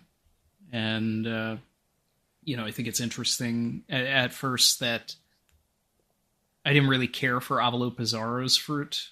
I was like, oh, Pika 2.0. But then I thought about it and I was like, oh no, this is how he gets Pluton, because all he's going to have to do is fuse with the island and they'll know exactly where it is. Oh, yeah, I didn't even... That's interesting, yeah. The prospect of Caribou becoming subservient to Teach has been like kind of an Occam's razor thing since his introduction. When we see that he's got someone that he needs to talk to, everybody's first thoughts were, oh, well, he's going to tell Blackbeard about it.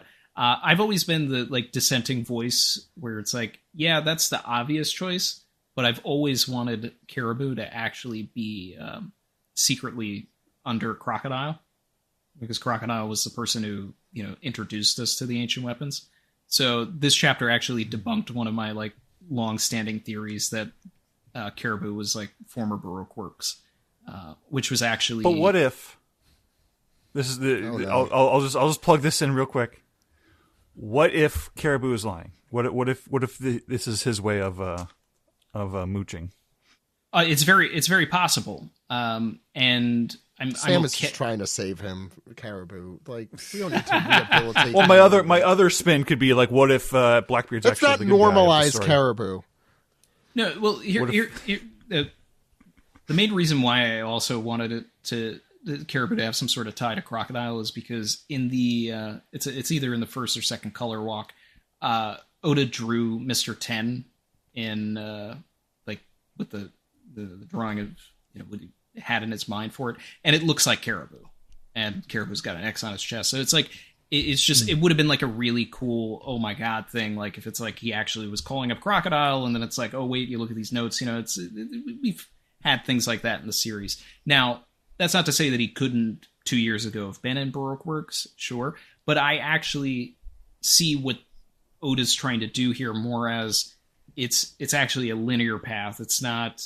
It's just setting up Blackbeard to be the finale. This is all about the yin and yang of Luffy and Blackbeard, where now Luffy has his own fanboy in Bartolomeo. So now Blackbeard has his own fanboy in Caribou. So what this is setting up for me is a battle between Bartolomeo and Caribou, which I'm actually really interested in now. And yeah, I mean, I could go further into the yin and yang things of that, but I mean, it's all to me. It just builds into the the pie is good, pie is bad kind of stuff, where this feels like Oda's long game with Caribou finally coming to play. I really love Augur in this. I think Augur is really jumping in the character tier for me. This did a lot for him. And even the recent episode obviously was really putting him on a pedestal. Sanji defying physics. Lots of fun.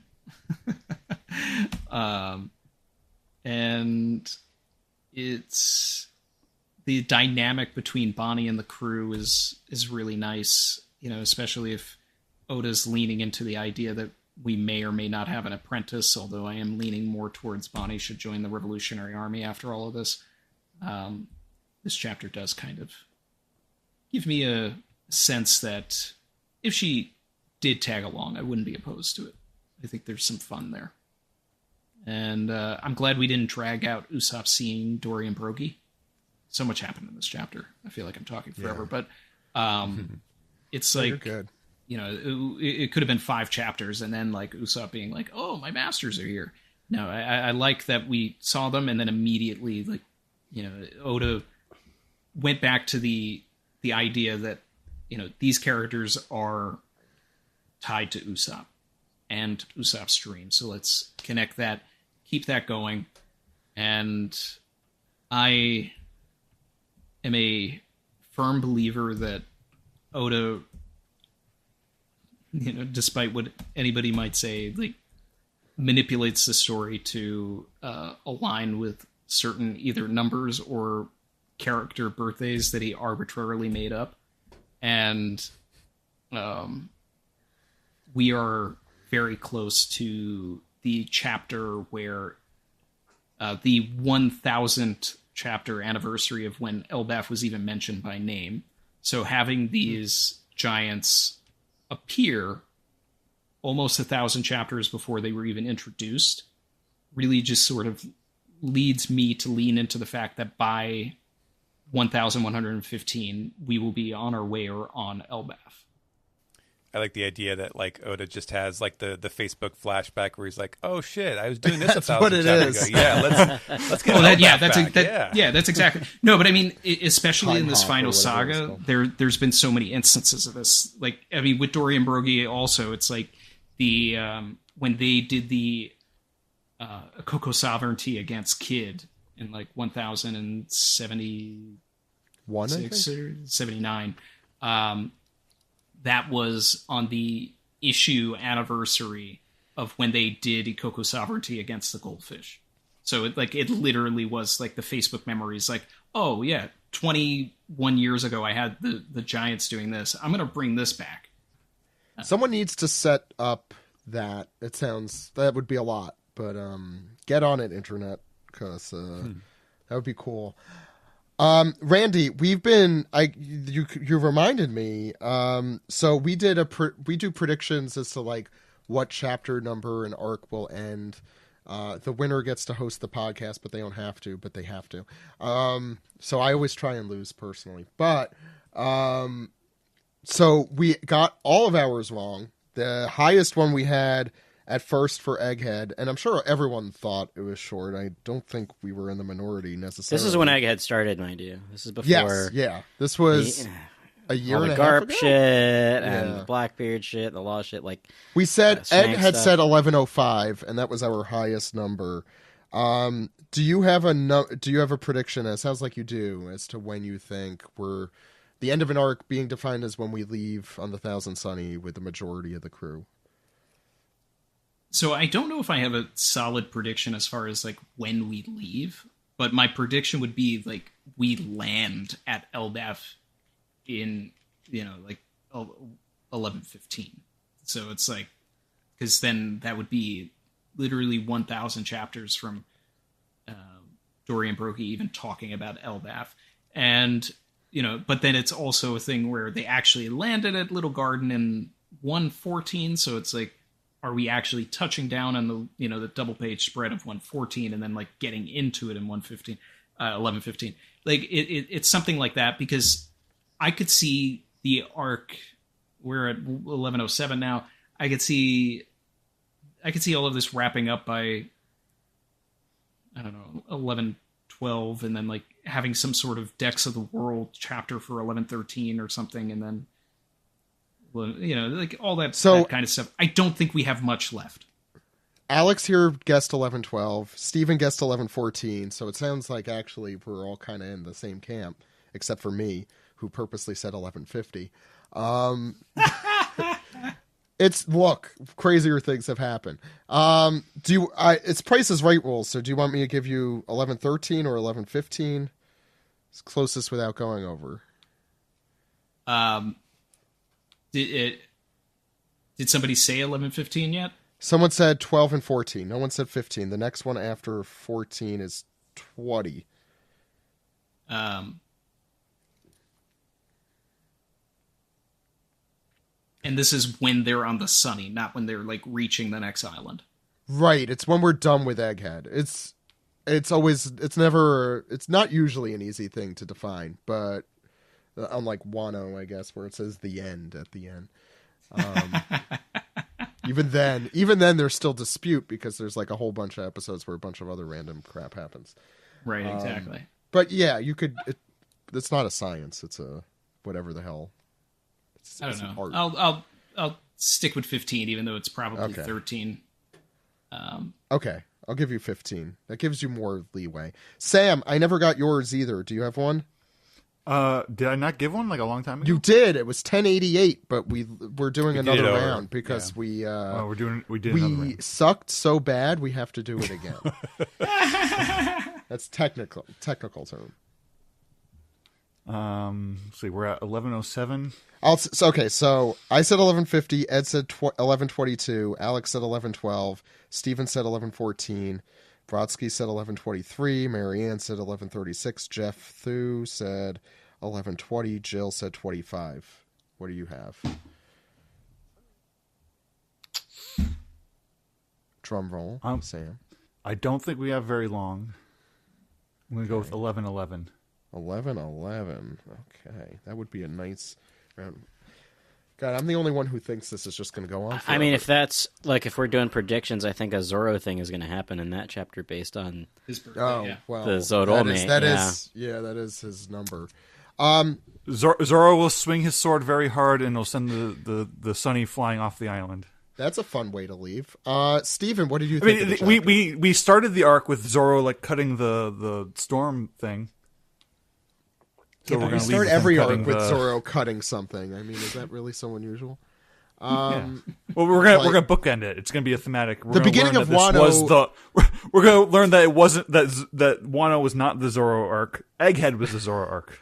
The very first thing that happened in He's gonna Wano, cut Egghead in half or something. the very first thing that happened in Wano was Zoro using that seppuku knife and cutting that guy. Steven, thoughts on the chapter? Yeah, I agree. Brandy had a lot of good points. It's funny because it should not be a surprise at all, but sometimes Oda just kind of doesn't do the expected thing. So I did think it was, in a way, it was kind of a pleasant surprise to see that Usopp was the first person who got to react to the giants. That was definitely in character. It was good that he got to have that moment. Even though he has not interacted with them yet, it's at least nice that we saw his reaction. That was very cool.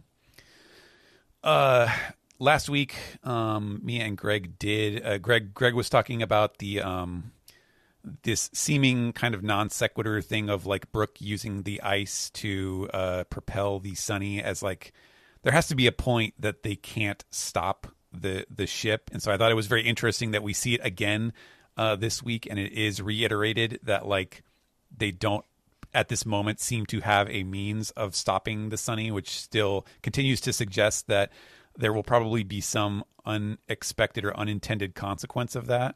That might just be a total gag, but it could also be meaningful to the escape in some way. Or maybe they'll need to accelerate it somehow, get it shooting even faster so we can fly off of the Labophase or something. I'd love if the Sunny got damaged. That would be interesting because it really has not been a thing. I think Oda was very hesitant to make that a plot point in any way after, that was clearly the thing that happened with the Mary. Yeah, and so Big Mom did some damage. I know. Well, I think Frankie's also really good at fixing. Well, not just that, but Elbaf is home to Exactly. one of the two mother trees, Oh, that's right? true. And that's what I was getting yes. Yeah. Oh, so I that's a think good that point. at. If it's going to upgrade- get damaged, it should be now because we'll actually have the means to fix it. Not just that, but Vegapunk or some facsimile of Vegapunk will be with them, and maybe some upgrades could be made as well. I think that's that's a Glad we have our fans all from potential. 2002 here to warp in for the. No, that's a good. Those are both very good points I didn't think of. Yeah, Stephen, go ahead.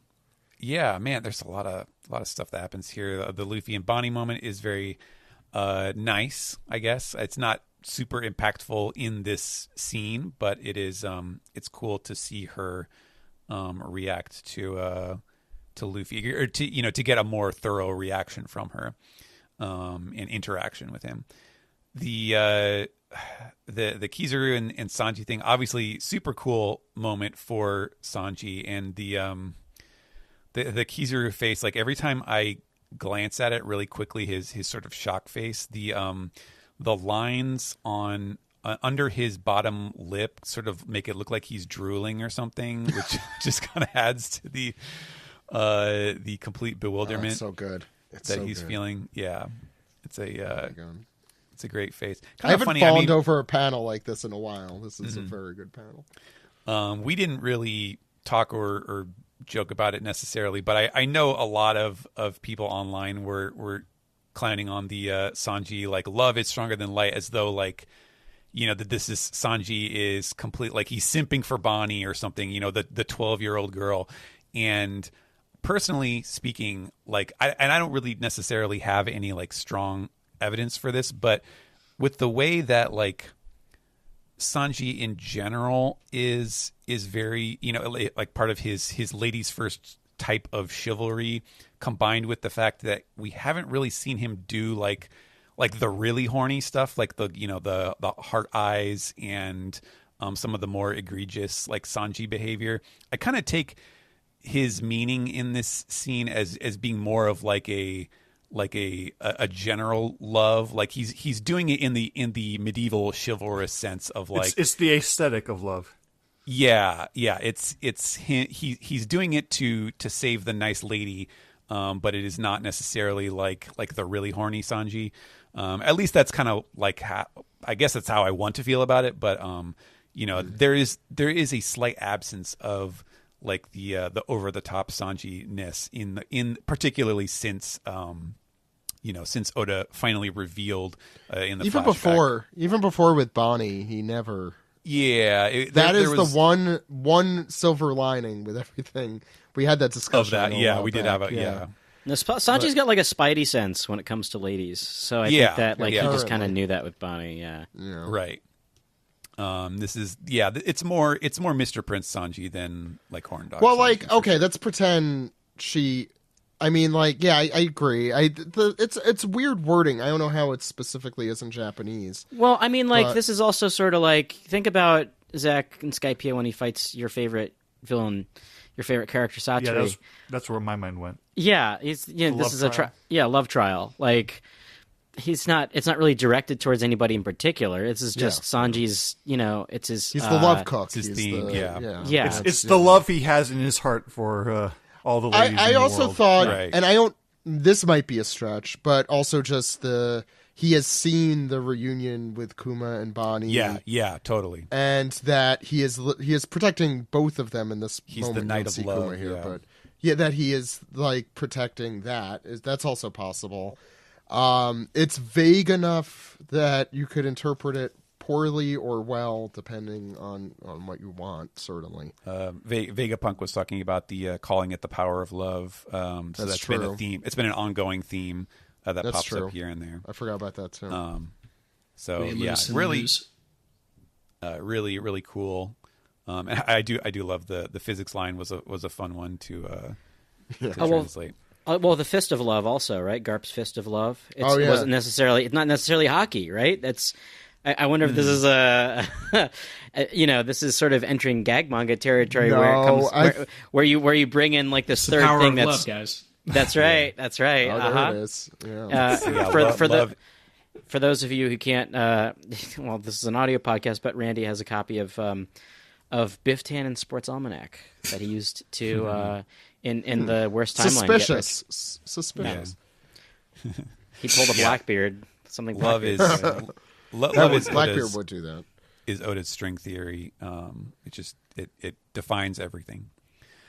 Yeah, and then of course, the last couple pages are just like the things that you saw coming at some point, and then you're just like, oh god damn it, you know, just one after another of Devon showing up, getting the power, and I do agree that I think it would be a stretch for her to like attempt to interact with the other elders, but there are definitely ways in which that power can be abused, and then, you know, following that up with like Augur saying, "Yeah, we're after the world," and having it played off as such a an impactful, dramatic moment. You know, it's not just like a random little line. Like he dedicates a very large panel to it that has you know, some the general lack of background, which tells you that this is a dramatic moment. And so that was very cool. I agree, a very cool moment for Van Alger. And lastly, yeah, Caribou. I almost wonder if, like, in keeping with Caribou's very sort of obsequious nature, like if he gets his moment where he gets to teach the stuff and then they just kill him or something, they just dump him out. They're just like, okay, we're done with you, thanks. And that's all that he gets for his trouble. Boy, I would like to see that. They don't even take his crappy power. Nobody wants the swamp. Yeah, That's true. Who does? But Okay. yeah, really, He's going to tell him very, the location of Pluton, and that's all he's going to get for it. very, very menacing Poseidon. end to the chapter. Yeah, that's true. Which I'll get to in a moment. Yeah, let's not forget Poseidon. Yeah. Anything else, Steven? That's all. Sam. I thought this was a phenomenal chapter. Like almost every spread had something that made me go like, whoa.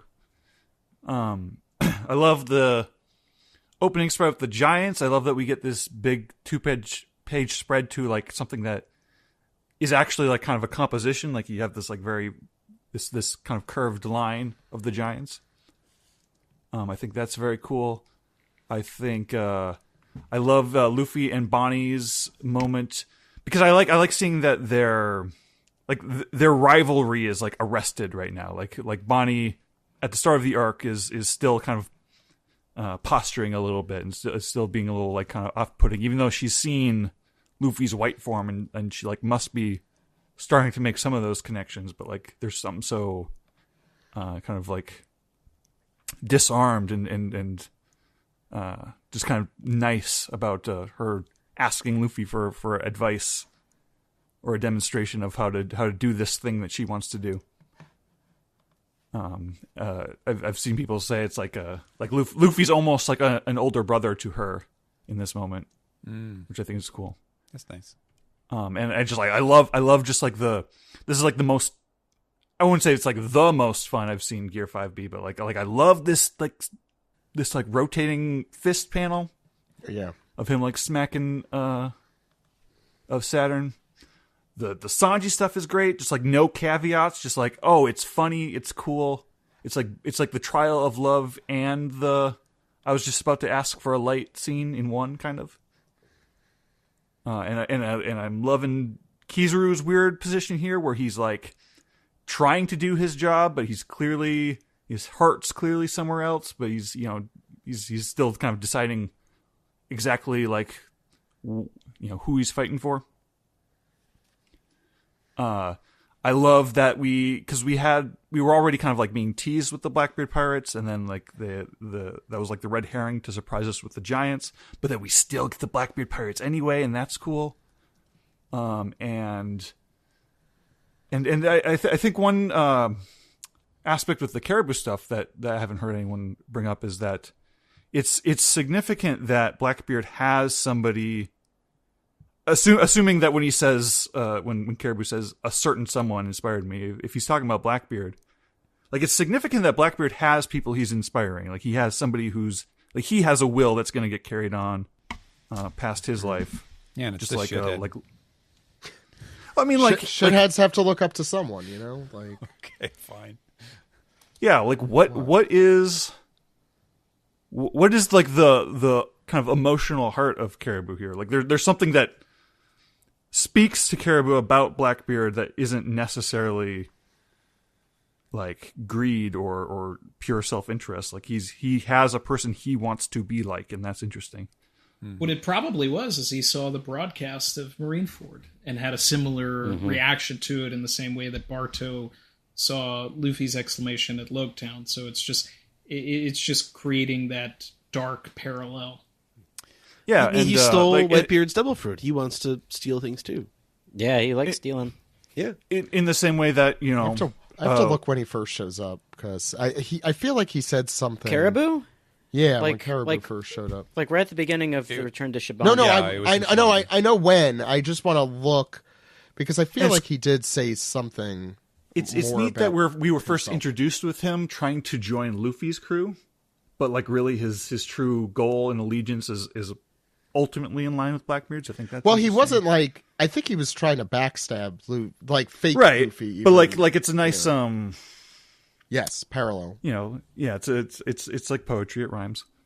And Bartolomeo's bounty is 200 million, and Caribou's bounty is 210. So it's really Caribou's I better feel, than Bartolomeo. I feel like that's like significant, or it's calling back to like Luffy and Kid at the archipelago. That's very interesting. So yeah, and like getting back to like the inspiration thing, like there, I'm still waiting for like kind of the blanks to fill in on, like is Blackbeard following Rox's will, right? So like is there a lineage of the bad pirates that we're following? I feel like that's the implication with the world line, because Rox wanted to take over. Wanted to take over. Rox, yeah. So King of the World, right? That was. His ship is the Saber of Zebek and all of that. I've wanted Rox to, like, that whole scene with Sengoku and everything where he was laying down the Rox pirates, I really wanted that to end up being propaganda, and Rox actually wasn't that bad of a guy, but this chapter kind of solidifies that it's going to be pretty black and white, that Rox was just a terrible dude and the anti-Roger. Yeah, maybe. It's all about inherited will, right? That's the name of the show. Yeah, the inherited will, and the way in which I think that makes like the pirates different than the government, right? Like I don't think of Blackbeard as being Luffy's opposite, because I think they're both they're both pirates, they're both anarchists, they're both like they have different goals that freedom enables them to follow. But like Emu or the Five Elders, they are authoritarians, they're fascists, they have been possibly living for hundreds of years, and there isn't like a passage of will between them, it seems. That's self-preservation. I'm just looking at Caribou's first chapter 600, which makes the evil pirates feel more interesting and human by comparison. I forgot he had a religious tint. With he like prays to God when he kills Marines. Yeah, he loves murdering. Don't get me wrong, but cop killer, not. It's interesting that you guys mentioned the parallel with Bartolomeo, because having done this translation, the whole translating I want to see that person, or I have something to say to that person. It's such an anime thing of like, sort of cock teasing the audience with like, oh, there's some mysterious figure that we're going to find out who it is. And it's like one of the things that you dread as a translator. And so I remember when Caribou started talking about it, I felt like, oh boy, here we go again. Cause I just gotten through that with Bartolomeo, and we found out that Bartolomeo was talking about Luffy, and it never really occurred to me that like, that the fact that, yes, Bartolomeo was following Luffy, Caribou follows Blackbeard, that is another entry into the list of parallels, the foil that Blackbeard is for Luffy, the way that they are, aligned with each other in so many ways. So that is really interesting. Anything else, Sam? I think that should do it. Alex. Great chapter. Absolutely loved it. Great to see the Giants. Obviously, again, Usopp getting to see these guys first is really special. Art-wise, I really, really love this chapter. Like real great art from Oda. Sometimes I feel like it's hit and miss, but there's a lot of really solid line work. I'm looking at that close up of Usopp, and what I really love is the bird's eye view of the Giants from overhead. It really it really speaks to the scale.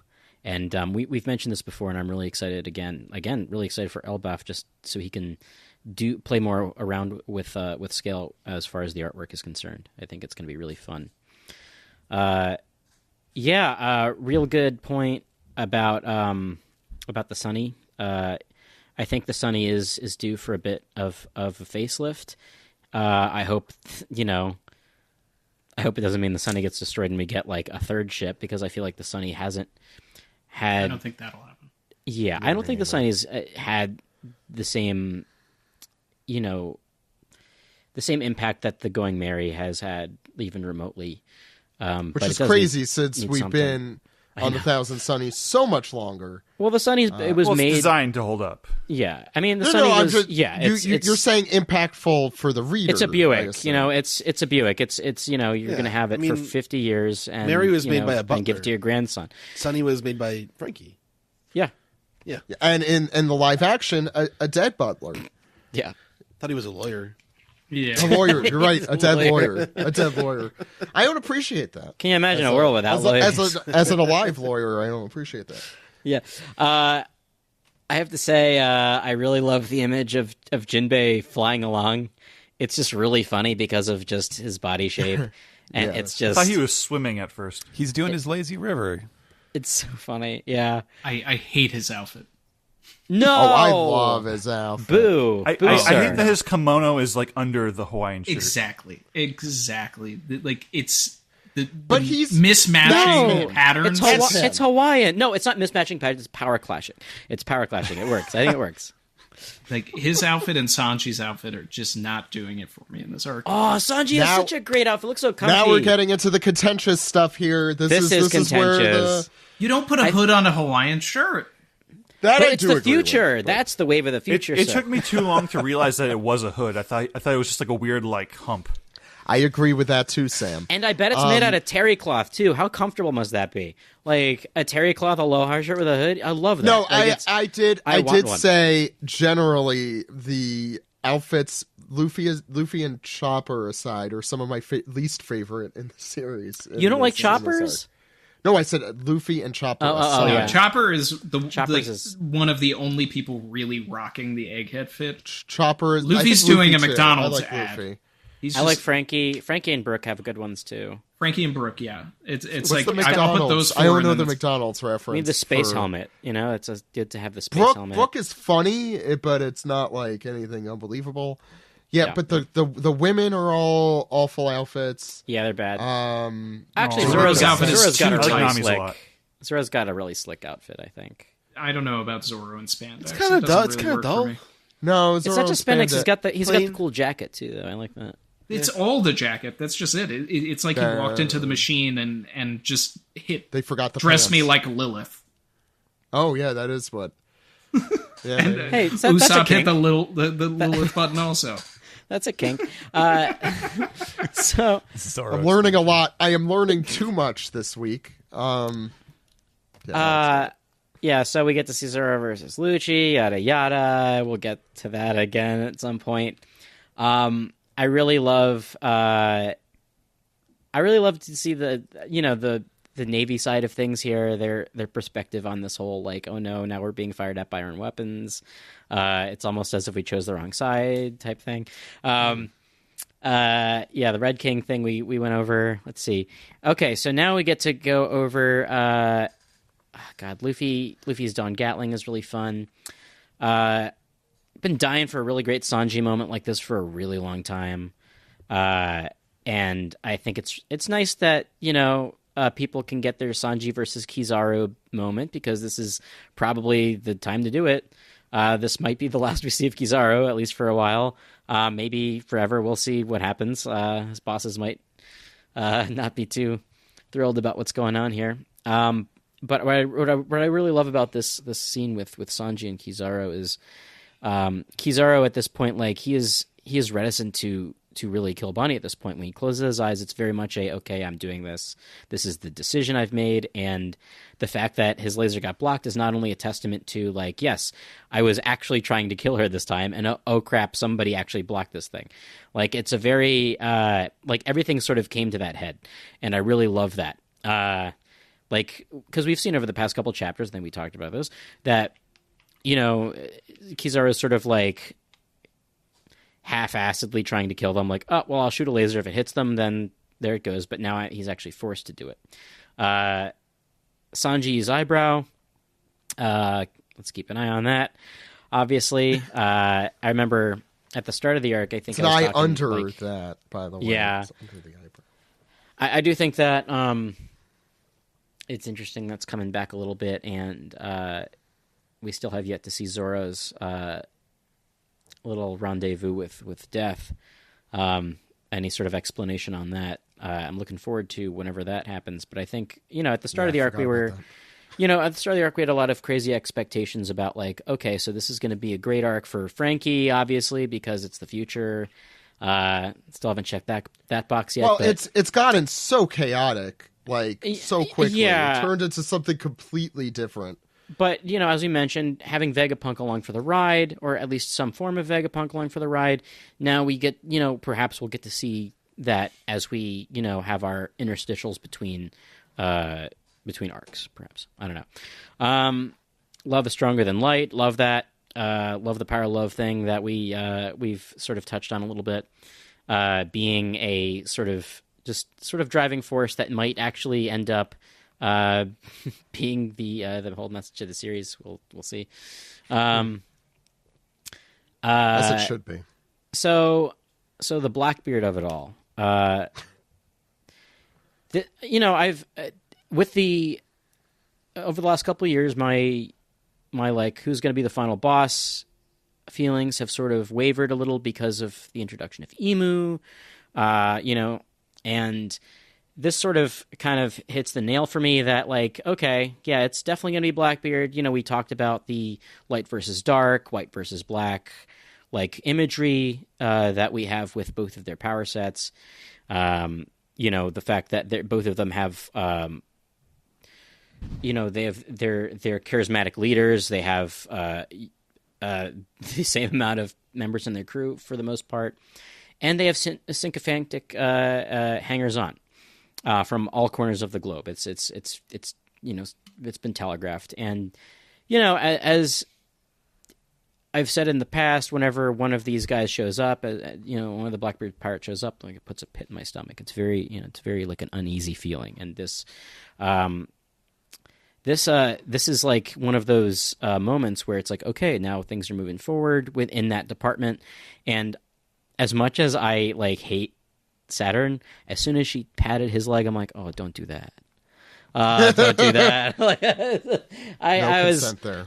I'm like, oh man, there's the old hole opening up. You know, and that they were fine only doing that much on Egghead. Yeah. Well, we don't know. We don't know what else that's they did. all they did. I guess. Yeah. Or there. We skipped all of that stuff in 1089. Which I'm completely still not happy about. So, yeah, we skipped. So, what they did, they could have, what they did or what they were there initially to do, and then they saw a better opportunity. Because I think that, you know, we'll get to a point where eventually, yes, this entire plan will be laid out in front of us. But at the very least, yeah, we see a blueprint of a plan here to get, like, Blackbeard what he wants. Initially, he said he wanted a kingdom. He wanted to get Pirate Island into a kingdom, so perhaps it will be recognized by the world government. I assume this is a step-by-step plan, much like how else are you going to do that? By posing as one of the elders to just get Blackbeard in there, sit on the throne, whatever that means eventually, or maybe take Emu's power, whatever that may be. I think, you know, there's been speculation as to what that could be, like, you know, a Satan model power. And Blackbeard's picture was in Emu's throne room thing, right? Like, that was one of it was him, Vivi, Luffy. Yeah, and Shirahoshi, right? So whatever Imu's got up their sleeve, that's neither here nor there at this point. But I think it's very clear that Marie Joie is the next goal for these guys. Now, something we haven't really touched on, and it's really funny that you both talked about this in the SGS, Stephen, because Greg was talking about how sick of I think the question that y'all were posed was something to the effect of, what fan theory would you be surprised is not true or whatever. And Greg expressed his distaste in the the Cerberus fruit theory that's been circulating the internet for a while, just because at this point it's gotten stale and boring. Well, I think now we can throw that out the window because Blackbeard has a very a special bloodline too. Whatever that might be, but I think that also, Marco's alluded to it in the past. We all know Teach's body is different from everybody else's. He doesn't sleep. He doesn't sleep, yeah. He doesn't sleep. Yeah, means he can live twice the life that everybody else does. Interesting. Kramer tried it. It didn't work for him. Yeah. The Da Vinci sleep sleep system. Method, yeah. He'll sleep every couple minutes. I do love how Saturn is just fucking like, oh, yeah, we know all about that. Whatever. We don't care. Well, I think you're going to care, bud. I'm just saying. This chapter made me read think the manga. that Teach is a buccaneer, was my assumption. Yeah, I think that might be the case, or No, at the very least some sort of. But Saturn's relation. the one who introduced that term to us, remember? That's true. I feel like he would have said but it was something. Well, wait. How do you mean? Saturn is to the reader. The first time we heard the term buccaneer was from Saturn. Yeah. So, and he didn't really seem. The way he reacted to that seemed. First of all, he said the last of his kind about Kuma. So, and also the way he reacted about it was different, I think, than it was about Blackbeard. Are there no buccaneers left? Other than Kuma? Supposedly. Kuma's supposedly the last one. I think that There's a Teach million might Kumas be- now, so. So supposing the Buccaneers were inhabitants of the ancient kingdom, who's yet to be named by a living person, but there's nothing that says that multiple different bloodlines can't live in the same kingdom. So, but this is an interesting little detail. Marshall D's then. The Marshall D's. Marshall D's nuts. There it is. I had to. Did you? There's yes. Oh, How long have we been friends? So you don't need to do that. So I think this is an interesting wrinkle about Blackbeard that will, that we can continue to add to our Pepe Silva, yarn. I should really have that crazy behind me wall every episode. Yeah. I really. So now I'm looking at this panel of Saturn, and it's a, oh shit, I fucked up type thing. It is, yeah. He really did fuck up. He came there. He let himself be touched. She can, I'm assuming how her power works. She can turn into him. Now, based on what we saw with Absalom. She was bad acting with Absalom, though. Absalom is just a, hey, look at me, I'm having fun here. Everything's fine. But Kekamori is an idiot, so it works out. But in order to get your foot in the door in Mary Joie, all you have to do is look like a Five Elder. Look, you don't sure even need to say anything. I'm sure it'll be just like Star Wars. For them. Yeah. Yeah. Oh, so you're a little. I think their mission started as trying to get some sort of authority chip. Because they wanted the Mero no Mi, they wanted the Love fruit. That's true. Right now, by being able to turn into Saturn, they'll be able to control S Snake and do whatever they needed to do with Hancock's fruit. That's true too. That is a very good point. Yeah. Yeah. Another Uno card on the table, another reverse right there. Now that's interesting too. Now, what would they need to turn to stone? I think that, and it's been shown that if you have enough hockey or willpower or whatever, you can resist Hancock's fruit, or at the very least, when we first meet Momonga, right? He's resisting the fruit by stabbing himself, basically thinking thinking of cold showers, baseball, Margaret Thatcher on a cold day, all that. They don't make vice admirals like they used to. No, they don't. No, now they're just, flabbier. Now they're septuple chins. Yeah, that's right. We don't know what his home life's What like. about Dahl and Vice Admiral Otterman, whose name is our name? I'll double down. They don't make vice admirals like they used to. Oof. Yeah. Oof. So, yeah. Now the fan base is after you. I am a staunch Manga Manga. Well, we're talking to Zach, who is #1 Strawberry fan. Oh yeah, that's what I'm talking about. They don't make them like they used to. They don't make them like they used to. I like how we briefly had a theory that one of the new admirals would be Strawberry. Very brief. Momonga is the guy who does his job and does it well, and that's all. He doesn't really have any shtick along with it. He's almost like not a real Oda character in that way. Like he's like from a different manga in that straight lace does his job. Seems like a good guy, I guess. I don't know. He's a guy. Anyway, Alex, any other thoughts? Yeah, my other thought here. I brought this up very briefly. So Caribou. Blackbeard's the guy. I was afraid of that from the get-go. I didn't want it to happen because I care about characters in this story. Obviously he knows where Pluton is, but he also knows the nature of Poseidon, what the dealio with that is, and that brings me to Madame Charlie's premonition that a man in the straw hat was going to destroy Fishman Island. What is at Mary Joie? Big old Joy Boy hat in the freezer. Who can get into Mary Joie now? Blackbeard. Will Blackbeard be the one to destroy Fishman Island? He definitely has the means to do so power-wise. I think our original theory with that is that Luffy would destroy what is currently Fishman Island because they would move to the surface, and that was kind of the whole thing. Yeah, I'm still a proponent of that. That's my bet. Yeah, I don't know why I'm saying my thoughts. All I say is that here's another possibility. Yes. To get your stomach in a knot. So my stomach is already in a knot, even without reading One Piece.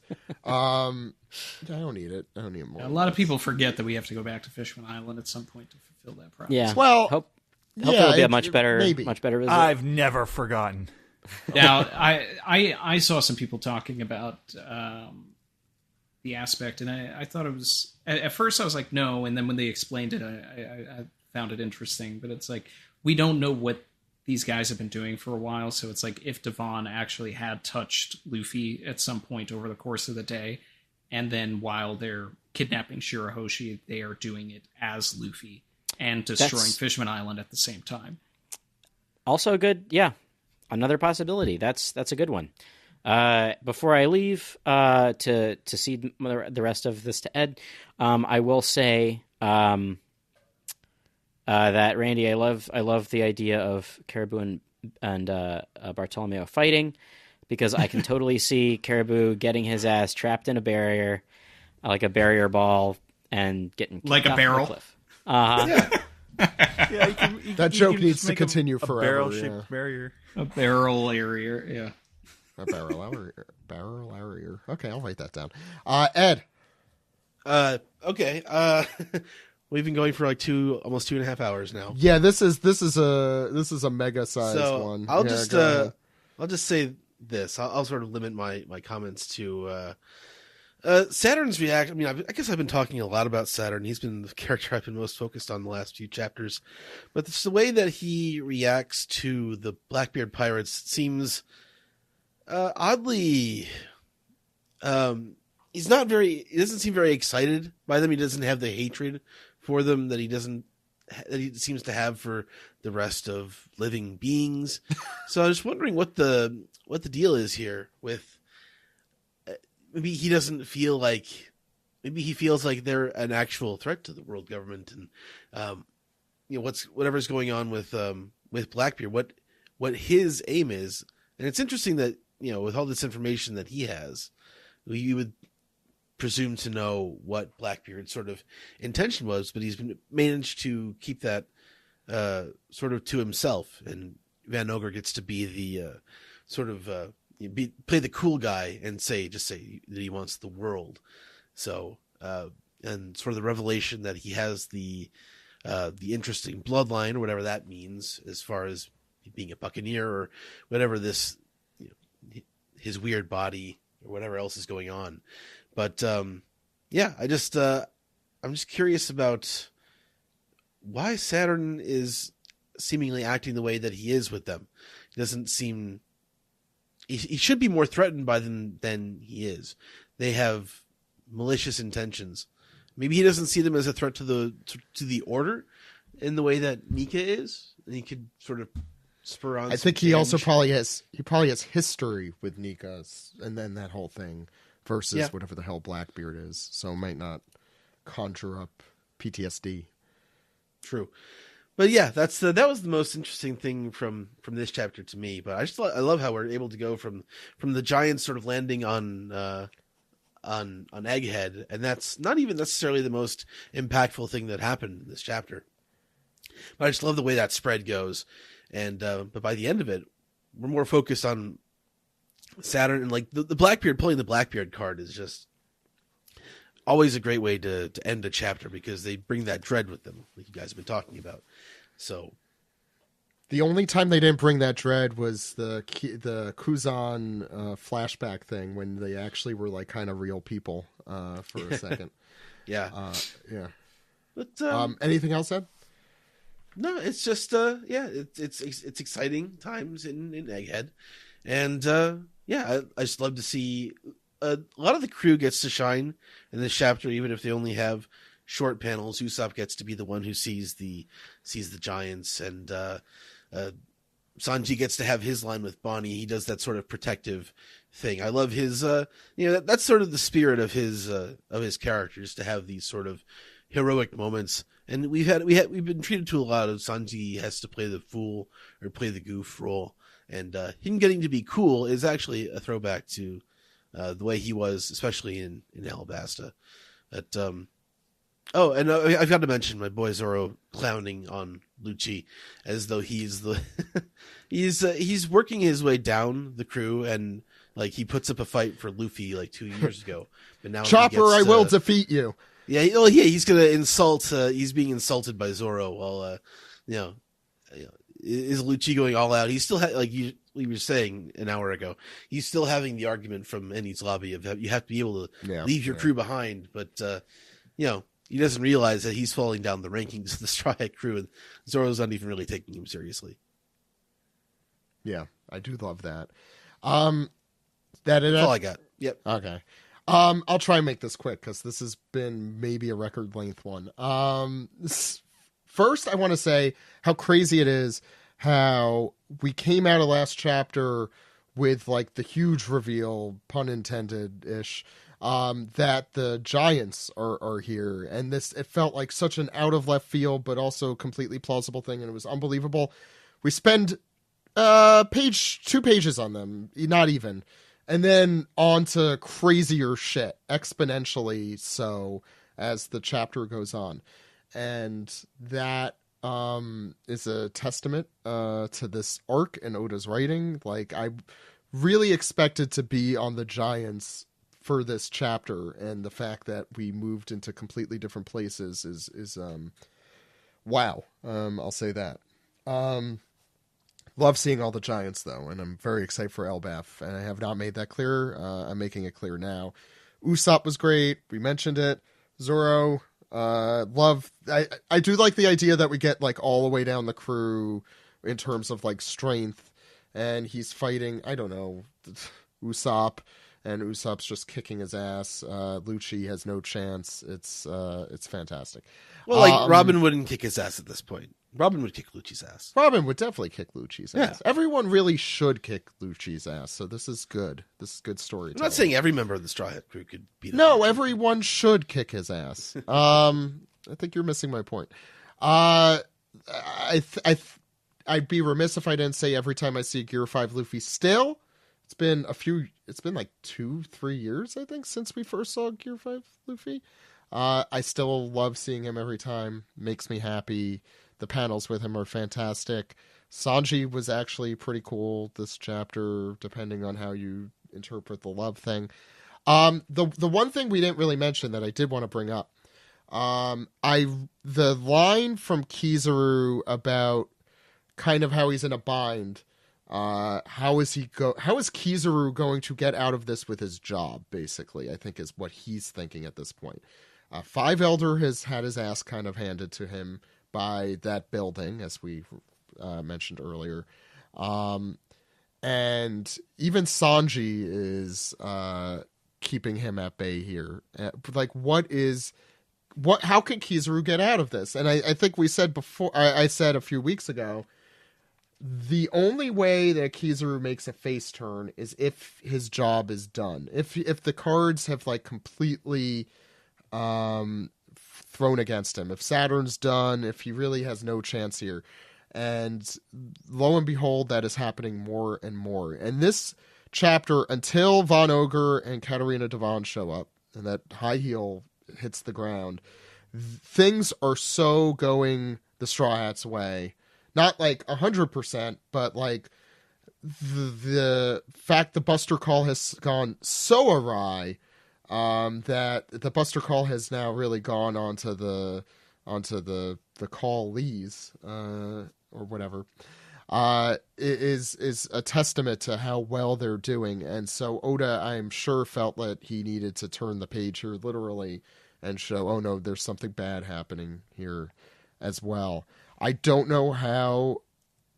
I think that this arc will inexorably change how the world government looks, because they've blundered so profoundly here, to the point where, since Saturn is involved, like I don't know how they're going to spin this.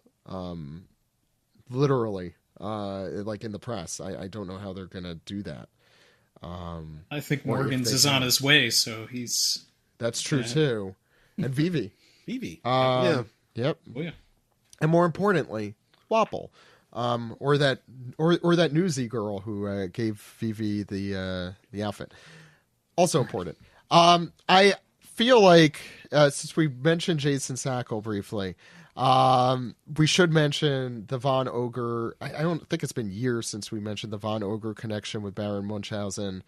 If you look up Adolphus from Baron Munchausen, that is the inspiration. That stupid hat of his. With that stupid hat in it. Well, the hat's a little bit less stupid, I think, in that movie. But I love the scene where he stated his intention to take over the world in that movie. That was great. Really heartwarming. I love his design still. I do not love his shit stash. I have opinions on that. I do love Katarina Devon's design too. I think I don't like how all the Blackbeard pirates are getting the Usopp nose because I think we've talked about this with Steve here. Like Blackbeard had a much more like just, I don't know, like crookedy nose, I think, when he first, I don't know how to quite describe it, and it's becoming just like the sausage thing that Usopp has.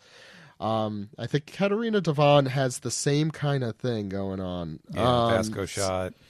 Vasco Shots is like an egg. Saturn has a nose too, but it's like it's been squashed into his face. Shot's nose is very indicative of his power, though. That's the true. old, like this is what a drunk person in cartoons looks like. That is like a very 1930s thing. Van Ogre has the opposite. He's a very tall nose. Yeah, I love that little stare he gives Saturn. I am so scared about what is going to happen there. I don't know. I really don't know. I don't know how this is going to go. Oh, one more thing. Why didn't they steal any of the powers there? We don't know how, I guess. We don't know how, yeah. It seems a little thing more than anything. Yeah. Well, like in person. I don't know. Yeah. I thought that was kind of an interesting, probably on purpose, omission here.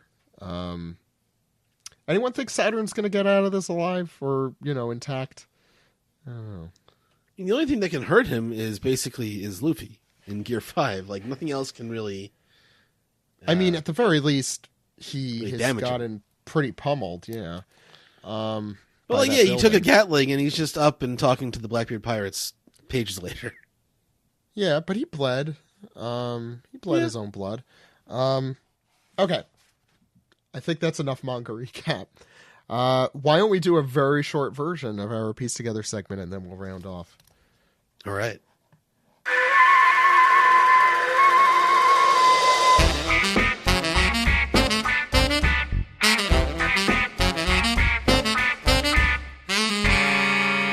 This is the anime recap for episode 1094, The Mystery Deepens, Egghead Labophase.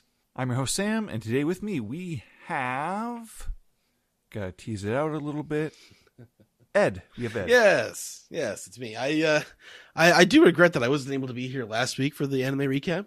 I do love Henry's his takedown of power scalers and also his deep dive into animation, and I did love the Cacao Island sequence from the episode, so I did want to say that up front. But thanks to Henry for coming on the show again too. Yeah, of course. Yeah, I love having Henry on. This episode opens with it's Luffy and his half of the party running around trying to avoid the Kuma pacifista dressed up as a cop, shooting laser beams at him. Everyone's getting in their little surprised reaction at the revelation that Kuma is Bonnie's dad. And, in the midst of the action, Kuma knocks down like a giant video game controller-shaped building.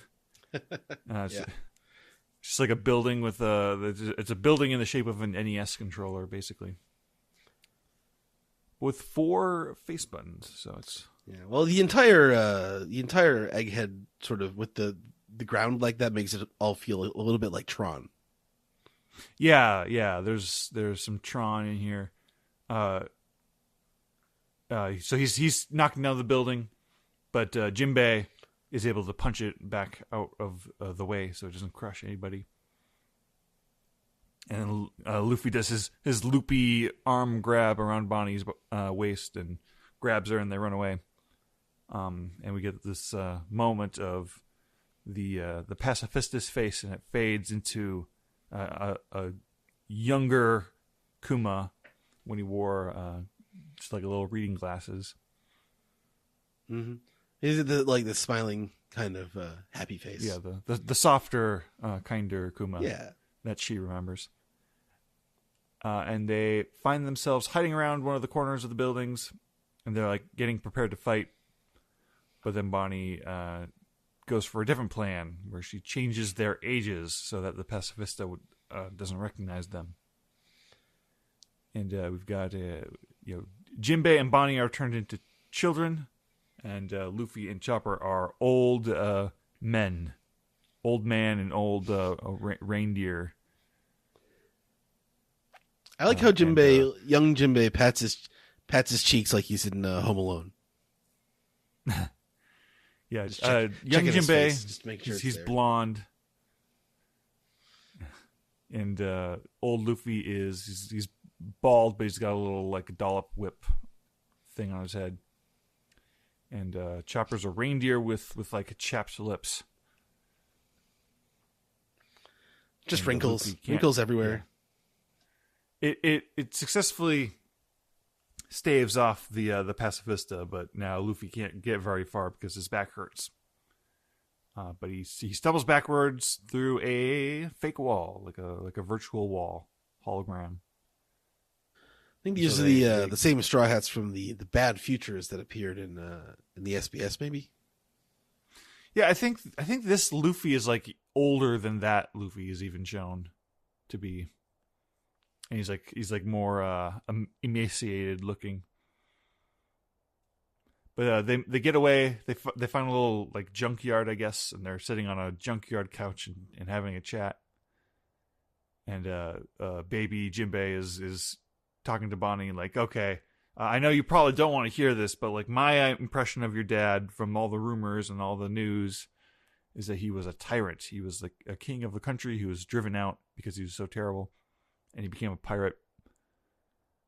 And Bonnie disagrees with some of the details about Kuma's reputation. She's like, okay, yeah, the warlord thing is true. The cyborg thing seems a little messed up to me. I don't know what the deal was there. I don't know why he would have agreed to that.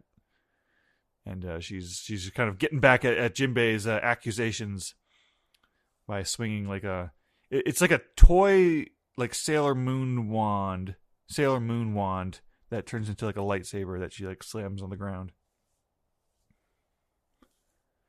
As to express her frustration, her anger. Yeah, she takes out Jinbei's couch. They just angry that people would dare have the wrong impression about her dad. And elsewhere, the rest of the Straw Hats are blasting off with Lilith and Gigantor, and they're off to join the main Egghead, the mainland of Egghead. And that brings us to the eye catch of the episode.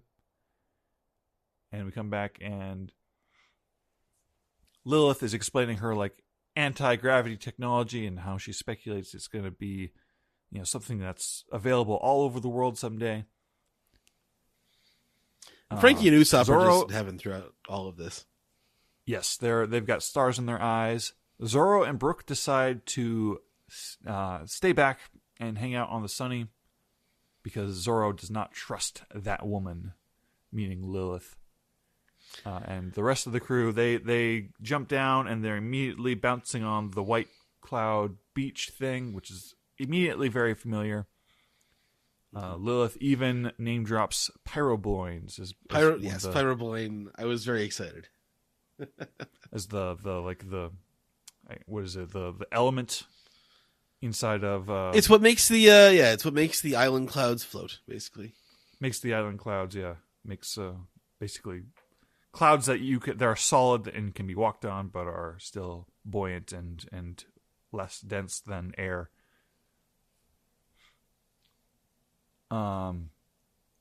Sanji is, the girls are off to go into the girls' changing room because everyone's got to get into their arc specific duds, and Sanji's trying to follow them in, like, oh, they're they need somebody to keep watch, and he obviously gets punched. And then everyone gets their wardrobe change. I love the demonstration of the shoes, like the pulling the kind of the six shaped lever, and it like vacuum seals the shoes on. And they're much lighter than you would think. Yeah, they're big and poofy. Robin has her like half rave outfit, jokes. Half like a lingerie, half biker jacket thing. Yeah, I think she says that the shoes could strangle someone to death. Yeah, the outfit could strangle its wearer. Like she's impressed that like, oh, my own clothes could kill me. I thought she was talking about the boots. Now, either way, yeah. Back on the ship, Zoro and Brook are sharing some tea, and appropriately. For the manga chapter that came out this week, Caribou is like, hey guys, remember me? I'm here. Zoro's just like, yeah.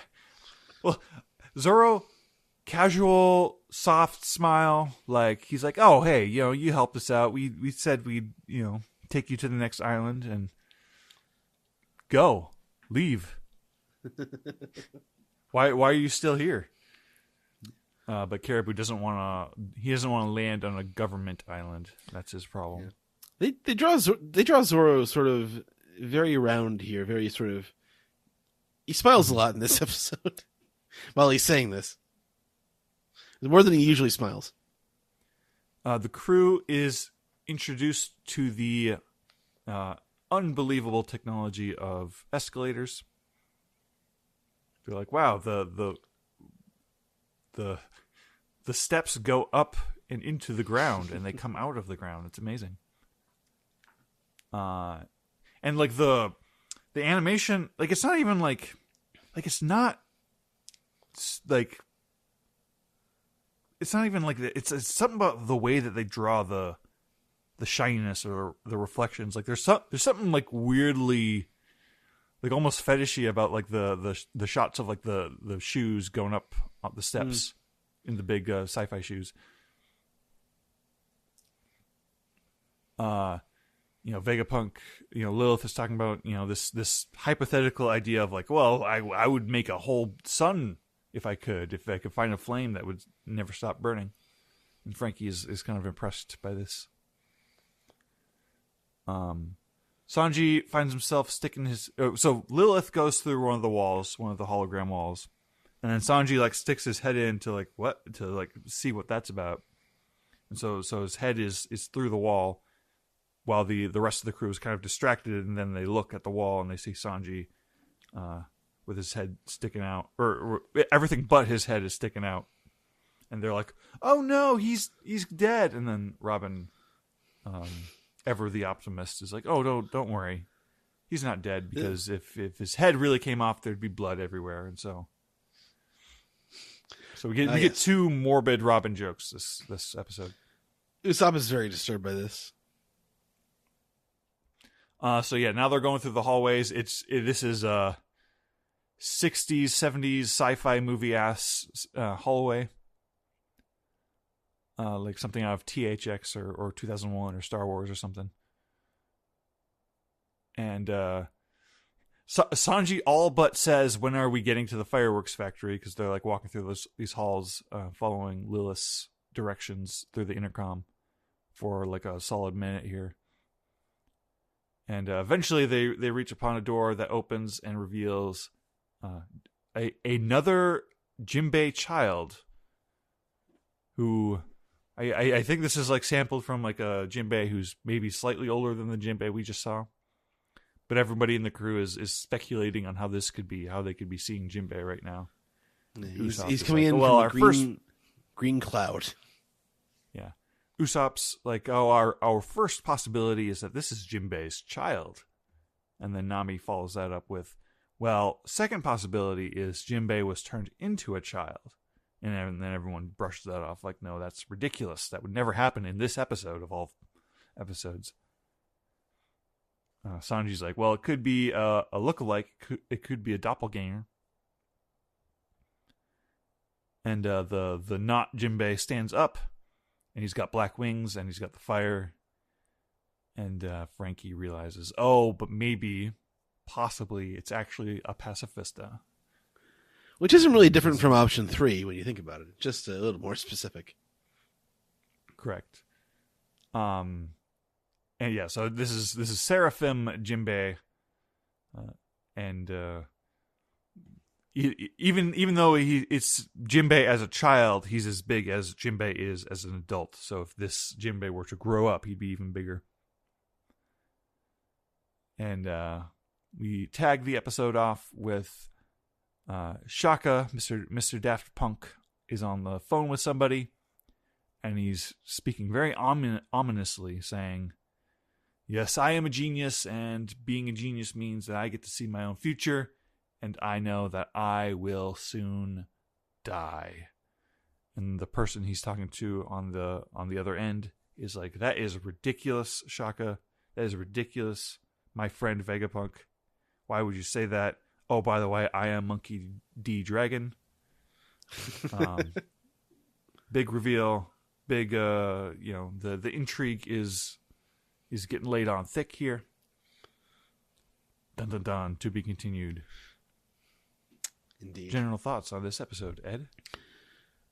I didn't really have anything as sort of Sakuga-y or expressionistic as what we had last episode, but I'm still loving the Egghead sort of vibe and judicious use, I think, of CG or more digital animation or computer. I'm not sure exactly what it is, but I know it when I see it.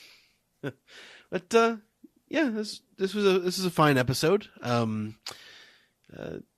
Not necessarily as much happened, but I just love the way that the way we show off Egghead in general. Just like the way the robot flies, and I'm still sort of fascinated by all the imagery going on here. But generally it was sort of a middle of the road episode. How are you liking the sort of the time extender? Like do you watch the Chopper and Robin knowledge segments at the end as well? I never watched them, but I accept them as a way of making the episodes themselves a little breezier. Yeah, I mean, it definitely does feel that way. So I do, I like that they're doing this kind of thing, getting creative with it. Yeah, it means that like we've always kind of said that the episodes themselves are really only actually like 15 minutes once you cut out. Yeah, pretty much. Recaps and all that. But if this buys us, I mean, we wish the episodes could be full length, and but we're making trade-offs here for getting. Yeah, it's making the fluff a little like easier to section off. Mm-hmm. Makes it more manageable per week. So if the episodes are a little bit shorter, I think overall it's an improvement. Yeah, I thought this episode was fine. I don't have too much to say about it. I don't really, the story's not like in a super exciting place right now. Like they're introducing the Jinbei at Seraphim, and my reaction is like, I don't want to spend too long on this. Yeah, I do like how they make him look ominous though. They have the ominous green glow and the smoke, and it translates, I think, very well in the anime. It makes him feel more of a threat. I thought this episode was fine. Anything else you'd like to say before we move on to the next segment, Ed? No, it's a perfectly all right episode. All right, let's move on.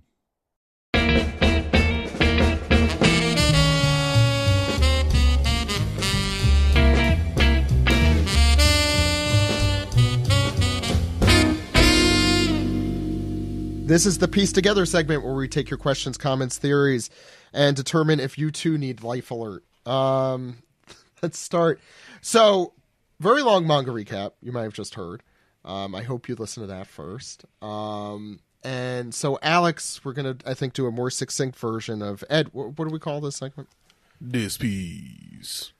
Yeah, Alex. And by the way, I know we got a lot of questions on Twitter, on Blue Sky, which we need to decide the name of, and maybe we'll do that next week for that segment. I don't know about Reddit, but I assume we got questions there.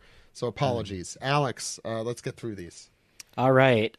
Zach, Charlotte Perospero says, Boo. Which one of you strapping young bucks would like to lick my lollipop? Zach gets the first lick.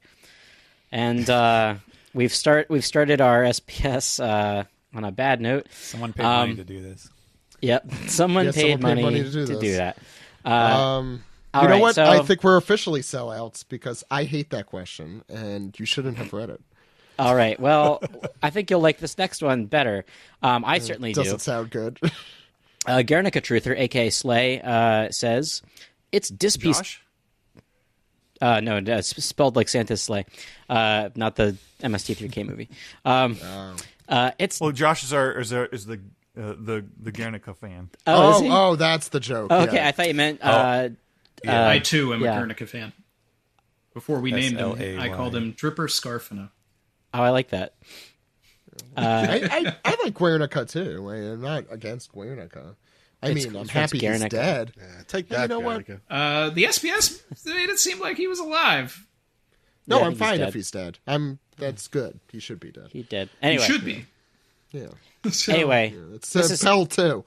this isn't about Guernica. It's about Guernica Truther's question or comment. Which one? Anyway, they say, it's Dispiece time again, so time for my completely original greeting. Hi, it's me, the user. It's me, You always ask people to in the To Be Continued segment to send in stuff every week, and us Dispiecers never take them with the gravity they deserve. So, to answer your most recent one, I think Sam would end up on the I guess end of the oh fuck meter of One Piece power levels, mostly due to his chillness and his tendency to lie down sometimes at the end of a recording. And I'll even throw in some answers to the one before for some They Might Be Giants One Piece puns. I'm really Finally. excited about this. Yeah, this I'm excited for. They'll need an Otsuru.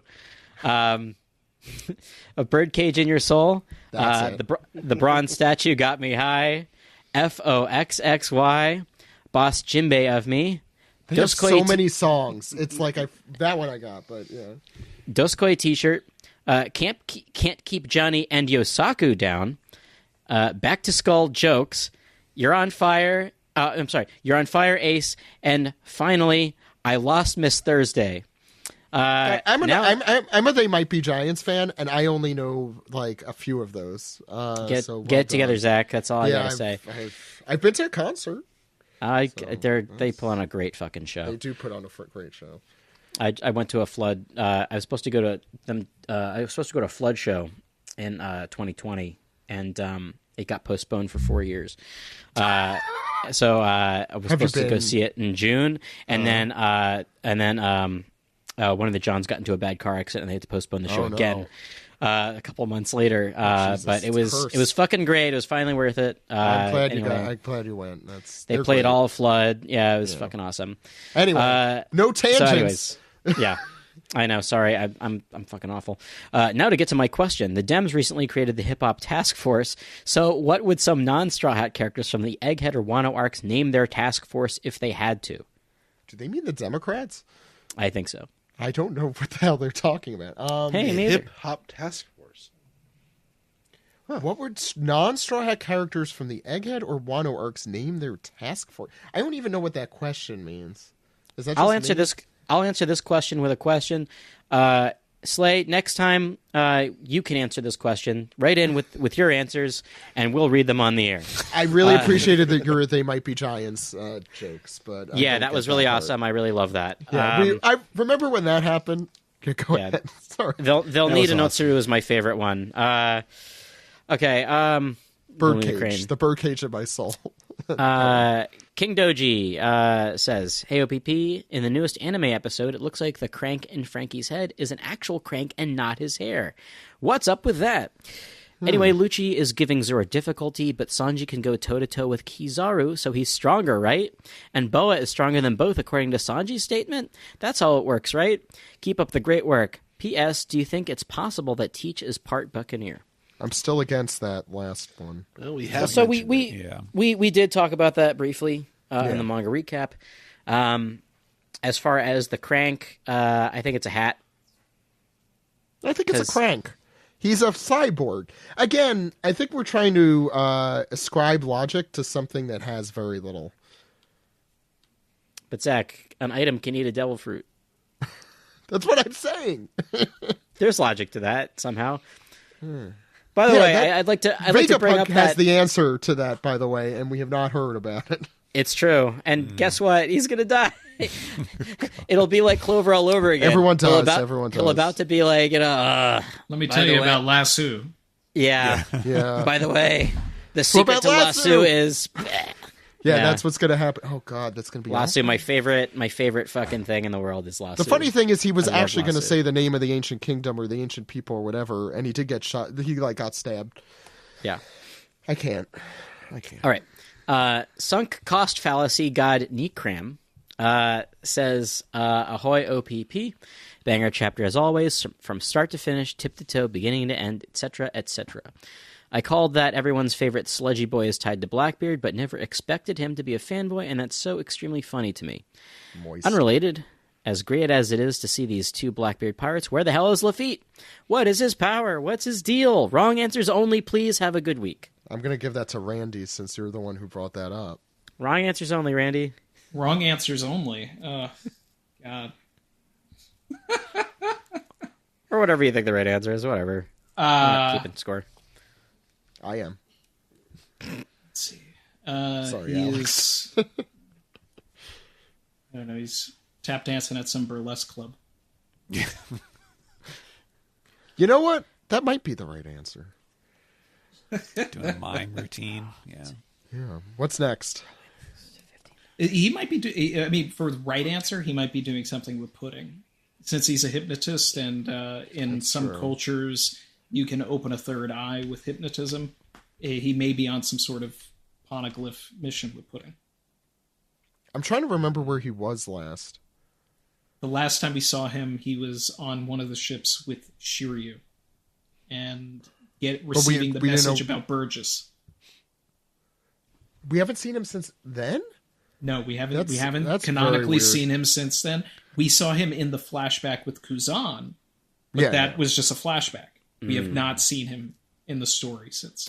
Lafitte is a sneaky. He's a sneaky guy. He is a sneaky one. And in the pre-time skip, he was like hopping places. I think we've talked about. I mean, God, we back in my day when Lafitte first showed up, and we were and the Straw Hat members were still 7 strong. We were doing Blackbeard Pirate, fight matchups, and I think Lafitte and Sanji were always matched up. That's always my thing. I want heat on Lafitte. Yeah. Just because he's got feet in his name? That's the only reason? Well, Yes, he's No, he's they're the sneaky guys. They are the sneaky guy. They're like They are secret the agents. sneaky Yeah. guys, yeah. I think that and the one time we've seen him with a power, he's got like wings. So I think he's got some sort of an owl fruit because he can hypnotize. That's interesting. That's That would be that's creepy. my personal theory. Yeah, I think he's an owl. An owl fruit man. would be absolutely terrifying with the head spin and everything. Like Also, owls are sneaky. owls are sneaky. Yeah, they know what they're doing. I love owls, but don't watch your back. Yeah. Right. Redverse King Patch says, "Hey, observe my pirate punchies. How's it going? We now know another name for those 9 vice admirals who showed up to Egghead, first seen in chapter 1089. We've got Doberman, Doll, Bluegrass, Red King, and the Otter Pops we've seen in action. So how about some wild speculation on the Elf Ears Beard Man, Long Beard Man with a knife haircut, Pencil Mustache Glasses Guy, and the Monster Face Man with the sword and top hat?" I happen to have them all open. I'll Well, send actually, those to you. somebody later in the question has the same question with the picture of them. Oh, okay. Well, So- we will table this one and we'll get to that. I actually named them all once. I can't remember all the names, but I did name them. Well, if you did it on the air, then everybody go to Randy's YouTube page, look for that video, and then think about it. Usopp the Great says, "Hesso onus probandi pufta. Caribou has become the Dr. Smith of One Piece. Please kill him now."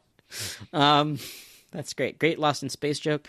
Also now, with all the Giants and Nika powers, there are going to be a lot of big punchies. BigPunchies.com. Yes, bigpunchies.com. Go there. Yeah, go there. I remember some of these names. So the guy with the skunk beard, I named him Skunkman. Skunkman. Yep, just Skunkman. The guy Skunkman, who but he looks got like a thing hit into his head. Yeah, Sorry, so go maybe ahead. he's got some sort of crab name.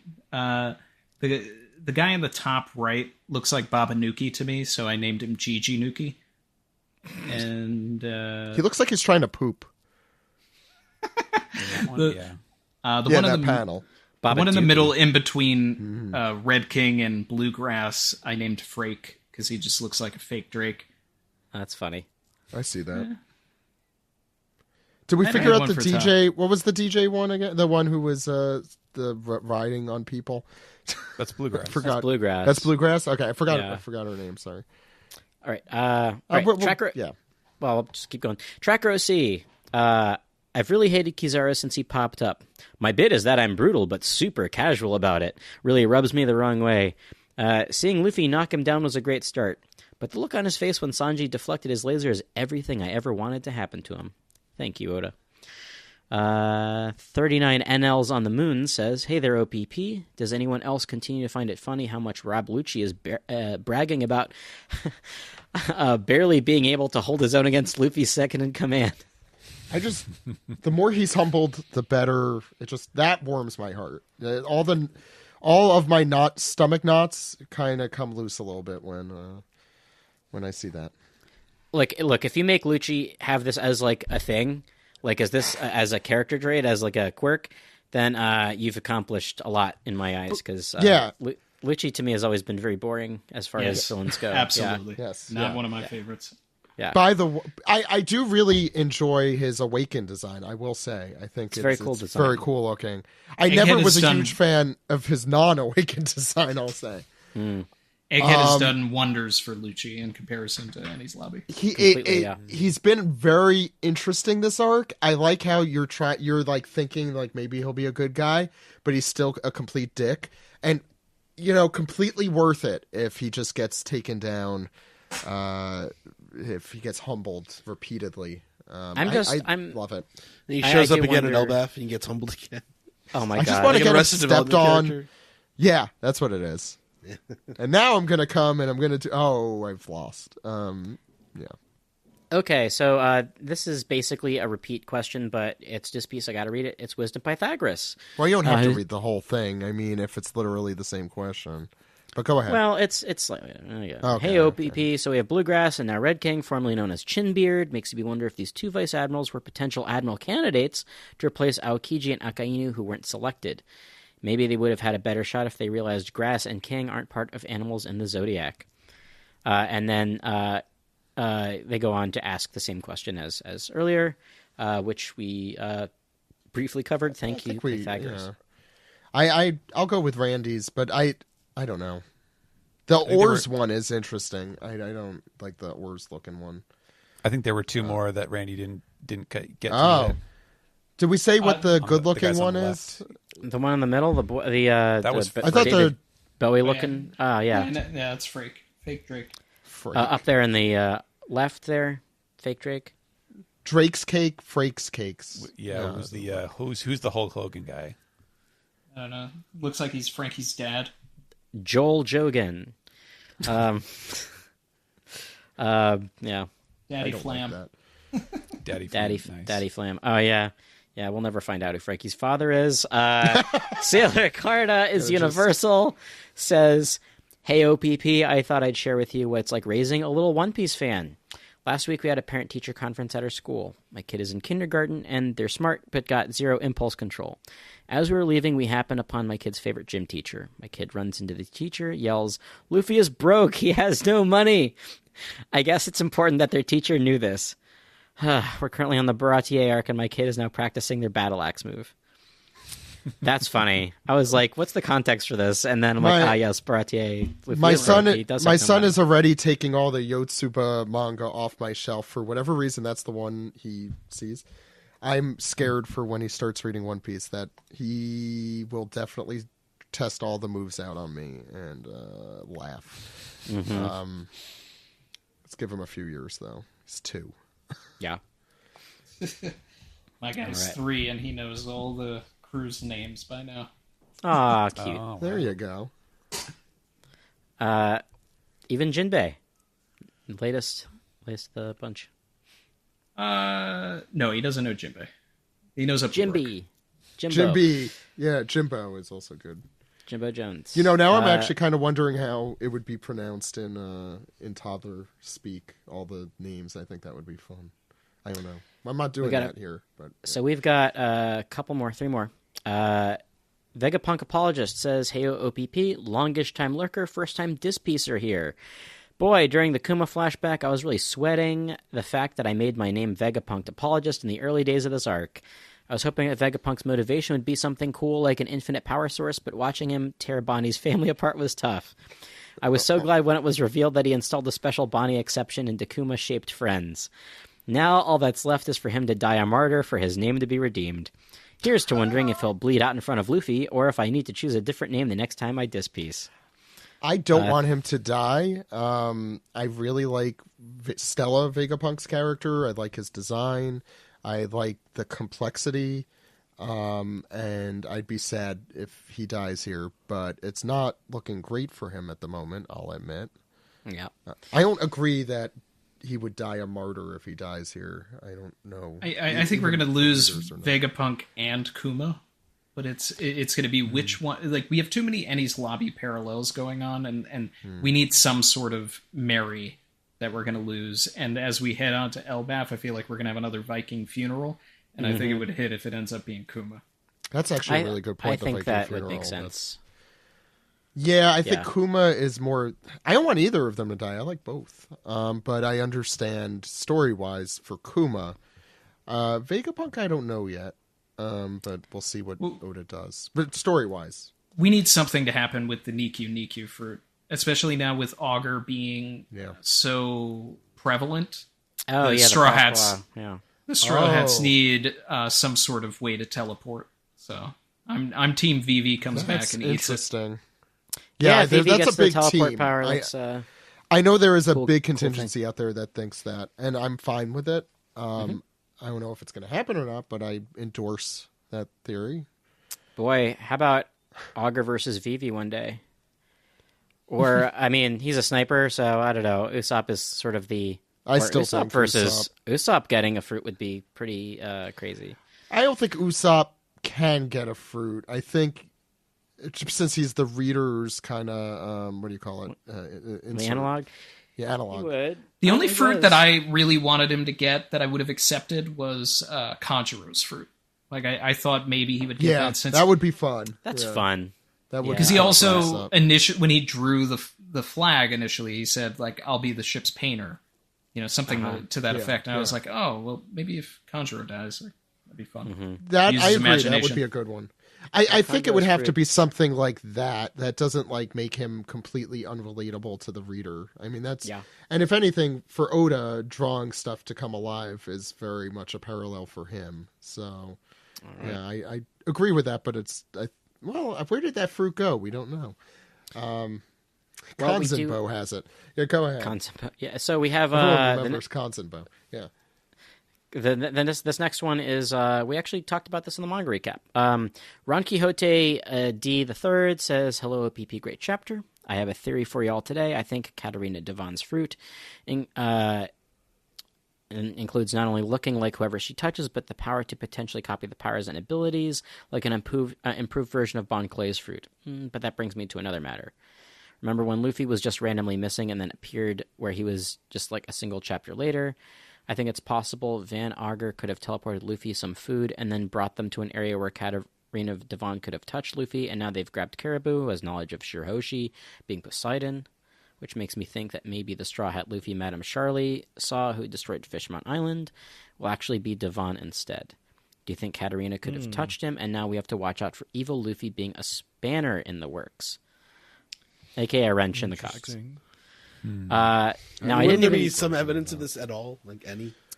Yeah, I don't agree with the mechanism, because then it basically has to tell you like, oh, by the way, you didn't know that like Luffy was missing, or like if he had done a thing where it was an obvious hole that you were meant to question, then sure. We're still waiting for an answer for the meat, right?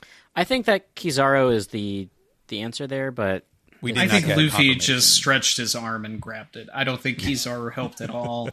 I think people are thinking. I think that's the Occam's razor into the food.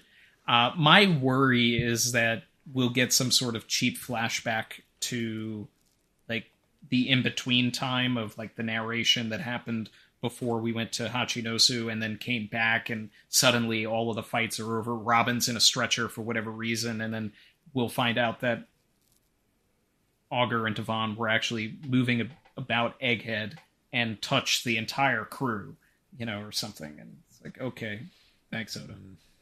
As far as like Devon's power to copy powers, like with that already being the crew's thing, like that feels like a hat on a hat. Yeah. I don't think that's a thing. Yeah. I do think it's just a mythical way of transforming into somebody. And I hope there are ways to set something that makes it different than Bon Clay's. I was about to say that. Sure. Yeah. I don't like it being just exactly the same. I hope it is different. I think the thing that'll make it different is if she's able to turn other people into people as well. Oh, that's interesting. Like that, maybe her awakened power or something. Well, I guess Bon Clay does have the handicap of only like you can only use your left hand and your right hand to. That's the, and use you can't attack in the they have to be Blanc Clay when they attack versus that's well, that might also have Sanji's just been his fight. skill.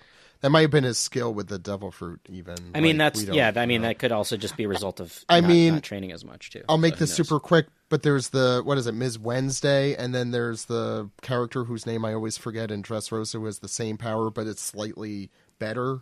Supposedly. Not Miss Wednesday. Miss Valentine. I'm sorry, Miss Valentine's Day. Sorry, Phoebe. And Mockface. And Mockface, thank you. Yeah. Who everyone has forgotten, and everyone should forget. But I don't. That annoys me when I see like just it's the same power, it's just slightly better. It's the same fruit, but whatever. It's not only those two as well. You could actually run down every single one of No, those they're people, and he answered there's in- all Baroque. they're He Baroque answered in works, but not as SBS. good. Yeah, that's He answered in an SBS about like the similar powers, that there are some like scales of some devil fruit powers, but Yeah. The Blackbeard Pirates feels like there's a lot of like, well, okay, so these There's a need to lot be of the that, end yeah. game guys, so they need to be like The strong classic, fruit. easy to understand powers, Yeah. rather than like, constantly fishing for like weird gimmicks. Yeah.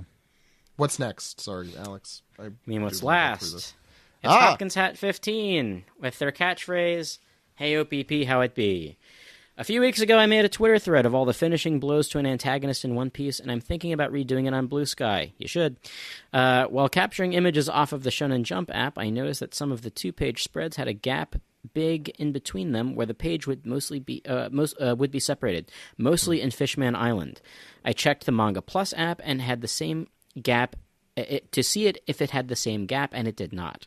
I figured both apps got the pages from the same place, so why do you think the Shonen Jump app has the page gap and the Manga Plus app doesn't? That's a mystery. I As feel like the Luffy Shonen would Jump say. app's pretty good about that. It's yeah. Well, you have to remember. Usually.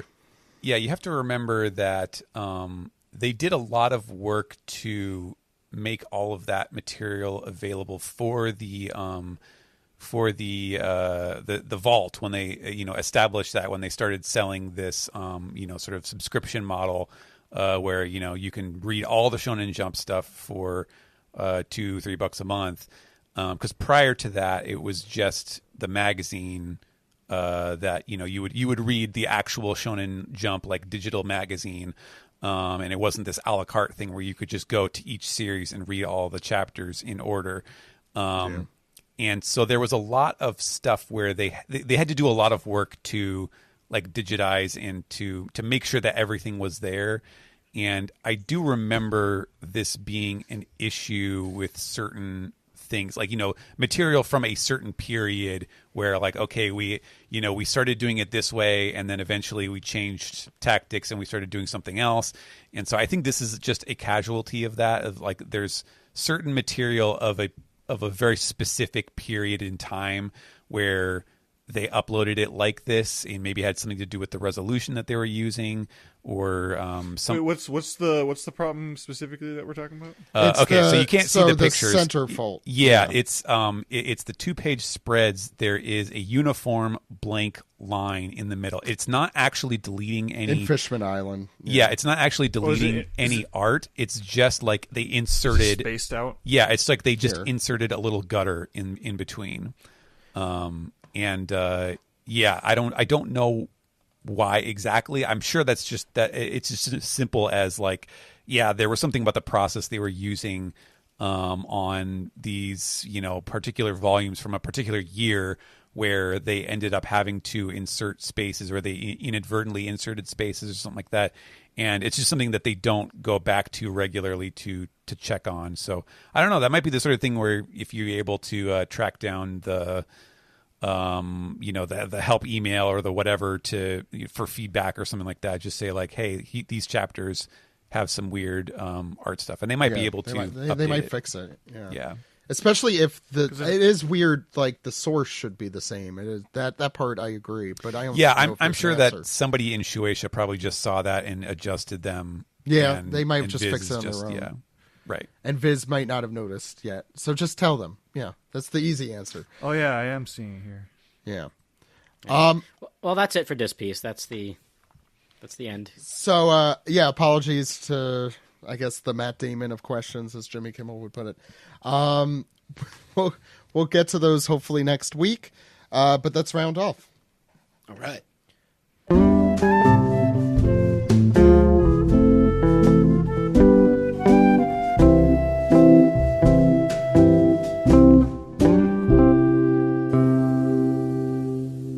This has been the One Piece Podcast, episode 806 for February 19th, 2024. This episode has taken us so long to record that in this time, Oda finished the sketch and has completed the Volume 108 cover. Alex, did you have anything you want to say? It's fucking great. It looks great. It's the gorgeous. colors are gorgeous. It's not overcluttered. No, it's not. And Kizaru's presence has elevated and illuminated.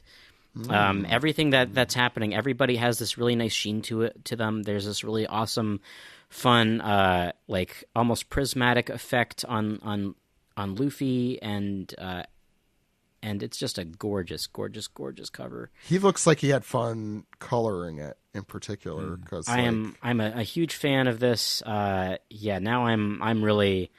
This is one for the books, people. This is a great one. And this fun. is I like the green too. We can also see now that this will be titled "Better Off Dead in This World." So, if you recall, that is from Kuma's flashback. I think that's one of the first chapters of Kuma's flashback. Yeah. But what a dire title for a volume. Well, I made the same joke when we were covering that chapter, and the next volume is going to be called "One Crazy Summer." Randy, on that note, where could people find you? At Randy Troy. You can find me at YouTube, Randy Troy. I'm just me. I just go by my name. And just a quick thing about this cover here. I do love it. I think that it severely is improved from like just the sketch version, and seeing all of the colors and the final effect on it. It makes me like it. Even Centimore in the corner. I like that this is like really put a button on the episode. It's funny that we started with this and then we're ending with it. And we're ending with it. Yeah, but I'm here on whatever platform you guys are finding it. You can find me on Twitter. You can find me on YouTube. Videos, theories. We stream the new chapters every Sundays after the official comes out, and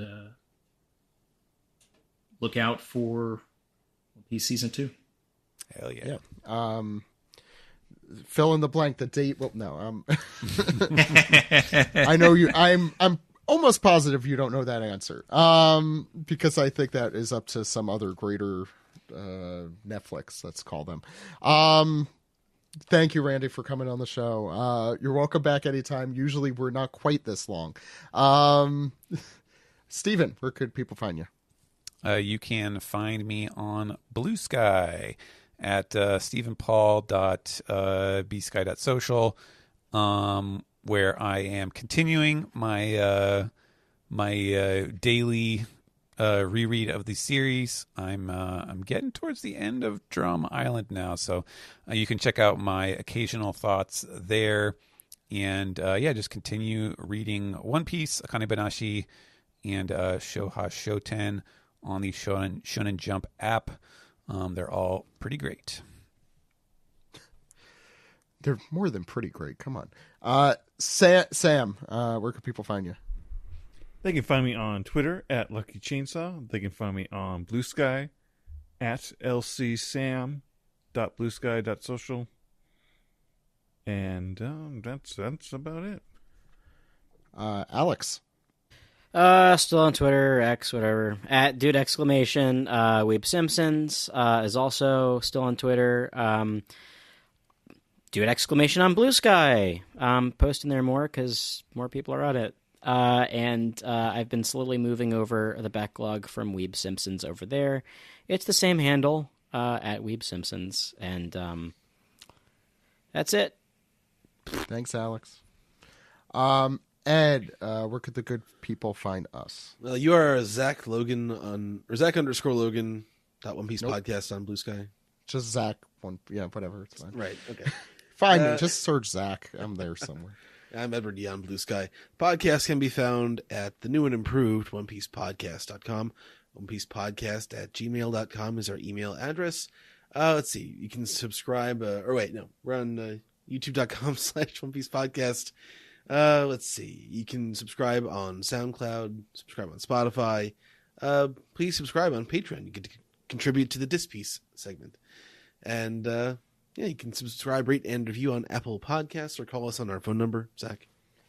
And that phone number's 347-497-MAJI. That phone number again, 347-497-6254. Call anytime. Anytime.